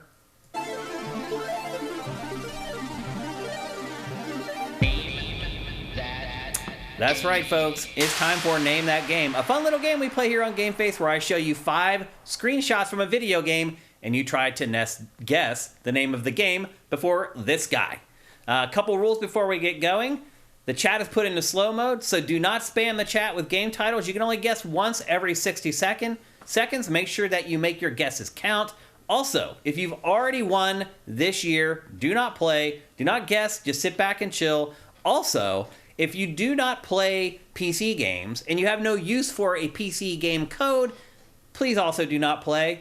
Or, look, you can play if you know that you want to give that code to somebody who does play PC games. Totally fine. It's your code to do what you want with, but don't take the code if you're just going to not use it, I guess is the best way to put it. So if that's the case, just sit back and let everybody else have fun. Let everybody else play. Again, 5 images. And they get easier as they go. They become more obvious as they go. So I try to keep you guys from guessing it on the first image, but the last 2 weeks, not only did you guys guess it on the first image, somebody guessed it in like 5 seconds. It's been seriously. Yeah, no, it was. You guys have been amazing the last couple weeks, and you guys do. I'd marvel at your ability to kick Name That Game's ass. But anyway, I tried to make it a little harder this week after the last couple weeks. We'll see if I succeeded or not. You just never know until we play. And so with that, we're ready to show you guys the first image for Name That Game for episode 333. And here it is. Not Body Harvest. No, that's definitely not Body Harvest. I don't recognize. If anybody that. guesses this game from this one, I'm going to lose my mind. That's all I got to say. 50 Cent, no. Nier, no. Metal Gear Solid Twin Snakes, that's a good guess, but no. GTA 5, no. Oh my God. What? Somebody's got it. Oh, was it Beyond? Arbiter Zack. Beyond Two Souls. Wow. How? How, Matt? I don't know. You guys can all stop guessing. Somebody got it already. It's over. Oh my gosh. Wow. How did Emperor Dread said he knew it too? Good call. How? How? That is insane. That literally could have been ice. That looks like a tire track. Yeah. Yeah, I would not have known that. You guys are nuts, man. You guys are nuts. That is nuts that you got that. Insane. Wow, here's your round of applause. Just incredible. Hello, Pintor. You people need to step outside and breathe clean air. Arbiter Zach, just mind-blowing that you got, and it was like in a second. Yeah. He didn't even think about it. Just instantly he saw that and knew. I even chose a scene from this game, Matt, that is like the most like inconsequential scene from the game. It's just nuts. I mean, that's just somebody who, to me, that would be somebody who just knows what that graphical quality of that, you know, you can tell certain engines. I mean, I haven't played. This is an old-ass game, Matt. Doesn't matter. Doesn't matter. If you've been immersed in, like, all the Quantic Dream games, I'm sure you can tell when you see that engine. I can't because I don't play those games because I hate them. But, like, that's David Cage Ice. I don't know if that's a joke or not, honestly, because there are games where that's true. Heavy Rain in Detroit got guessed fast, too. There's people that play these games a lot. God. Cody S. Carter guessed Detroit, and Barry Gooster guessed Heavy Rain. Yeah, I mean, Rain you Heavy can Rain. see it triggered something in people's brains if you're familiar with it. I mean, I haven't played these games enough for that to happen. But there are, like, if you showed me, like, some weird Yakuza thing, I'd probably know it was from one of those games. This is bizarre. Like, it is a social experiment almost. It's just crazy that you guys can get this. Like, here's the Arbiters, that Quantic Dream snow. Like, there's no snow, though, there. Yeah, but there's a certain look to these, to the same company's games a lot of times. Here's the second image. Maybe this should have been the first image. I don't know. I wouldn't have known that. Here's the third one. That one I thought might have given it away because that's a very iconic scene from the game. Yeah, I might have gotten that one. But that's the idea. You're supposed to start getting it on the third image. Here's the fourth one.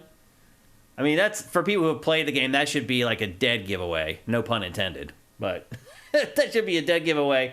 And then finally, I'm like, all right, here's just the people from the game. Here's Willem Dafoe. Fuck it.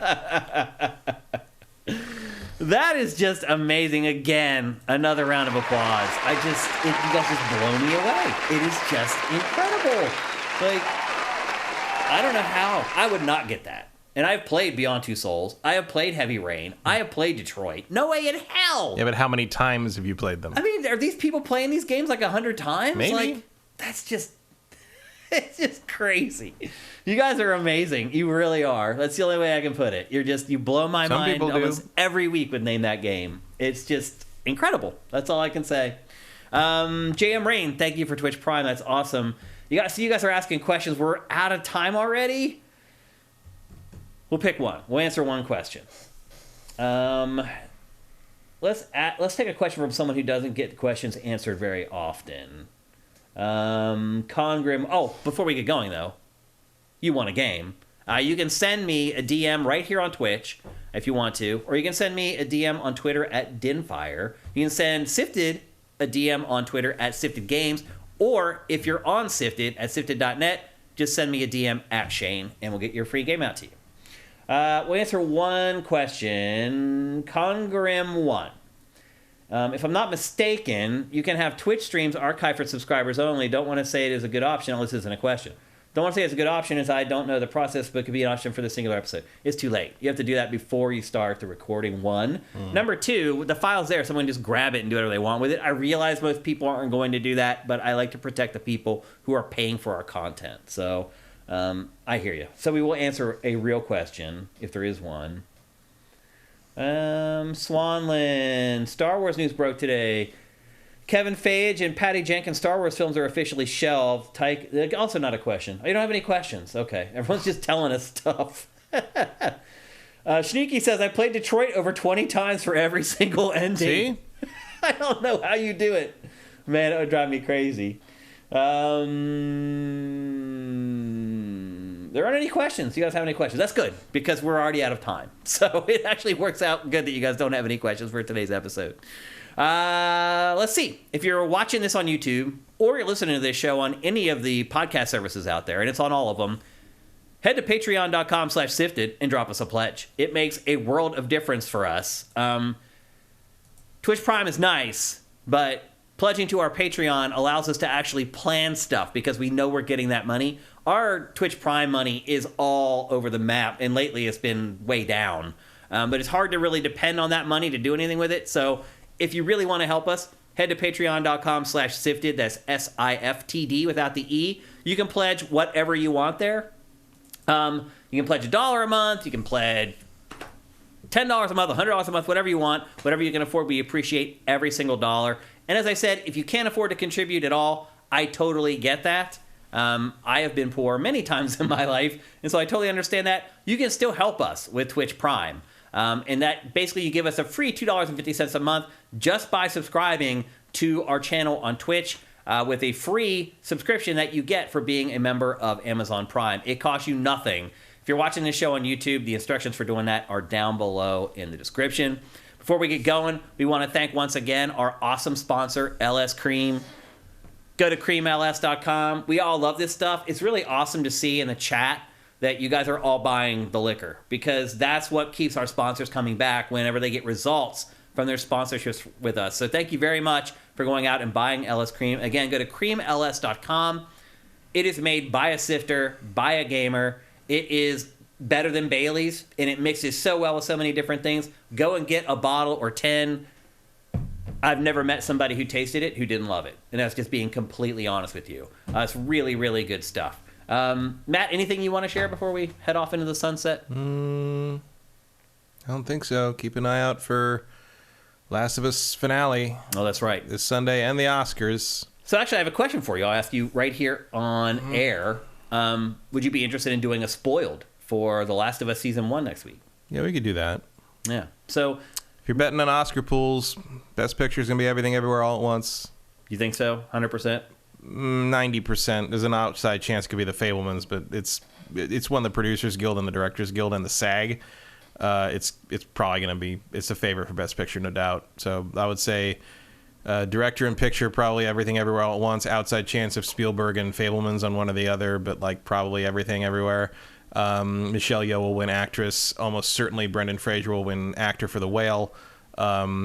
Finally winning something. Yeah, Ke Huy Quan. What a comeback his career has had, by the way. Oh, yeah. Ke Huy Quan will win supporting actor, no question. Jamie Lee Curtis may win supporting actress. For Halloween Ends? No, for Everything Everywhere. I still haven't seen that. But there's possibility that they will split the vote with her and Stephanie Hsu, who was also in that. And maybe I'm leaning now towards Angela Bassett winning for Wakanda Forever. Okay. Those are your main bets. As always, the nitty gritty for the Oscar pool comes down to who picks the right shorts, animated shorts, and documentaries, because no one knows what the hell. No one will ever get those right. Yeah. But yeah, those are your main Oscar contenders this year. Win your Oscar pool, courtesy of Matt Kyle. Pretty much. Yeah. I mean, one thing I've noticed is obviously it's different here because I go to like Oscar parties with like filmmakers. Yeah. And like you can't win there because it's all down to who picks the right. Right. It comes down like those 4 documentary and animated short film and the X Factors. Yeah, so you got whoever figures those out. Right? Ends up winning. Even watching them doesn't necessarily help because you don't always know what anyone's going to vote for. The key is always that, and I was surprised to learn this, like going to Oscar parties growing up because I watched the Oscars since I was like 3 with my dad. You're not voting for the thing you want to win. You're voting for what you think the Academy is going to pick. Yeah, it's just like video game fantasy leagues. It's the same deal. You're not picking like what's the best game. It's what do you think the critics are think is going to be the best game. Famously, when I went to an Oscar party for one of my English professors, my favorite professor in all of college, and he had an Oscar party in '98, spring of '98, and that was the year Titanic was up for best pick and Good Will Hunting, and as the night wore on, I was 100% certain Titanic was going to win Best Picture. He was like, "No, it's going to be Good Will Hunting." He thought it was going to be Good Will Hunting for sure. I'm like, "No, I mean, I agree. Good Will Hunting. I could have told you that. I like Good Will Hunting better. Titanic made $2 billion. They are going to reward her for that." Yeah. And he's like, "I'll bet you." And I'm like, "I'll bet you." So he bet me the final paper in the class. So if Titanic won, I didn't have to write a final paper in our Shakespeare class. That's great. Senior year, I was like, that was the last assignment we had left. I'm like, so I don't have to do any more work in your class? Yeah. Yes. And so he's like, so the deal was I had no final paper if Titanic won. If Good Will Hunting won, I had to write 2. Oh. So I'm like, no, risk. I'm taking it. Then so most of the class was there. He turns around, it's like anyone else in that Shakespeare class wants to get in on Matt's bet, you can. And so like the class was like 9 people. They all took it. They all, and Titanic wins, and we're like, yeah, no, Titanic wins, no final paper. We're all freaking out and he turns and goes, I don't know what y'all celebrate. I'm the one who doesn't have to read your stupid papers. That's great. That's the best thing I ever won in an Oscar pool. Before we go, JM Rain, thank you for Twitch Prime, and thank you for gifting the tier 1 subs to people in chat. I don't want to miss that before we go. And thanks to all you guys who support us, even if you just watch on YouTube and you watch our show with ad blocker turned off, so that we actually get to serve ads and we get a couple pennies here and there. It all adds up. We appreciate every single one of you. However you can support us, it's awesome. So thanks, you guys. We'll be back here next Tuesday, same time, same place. We'll see you then. GameFace is up and out.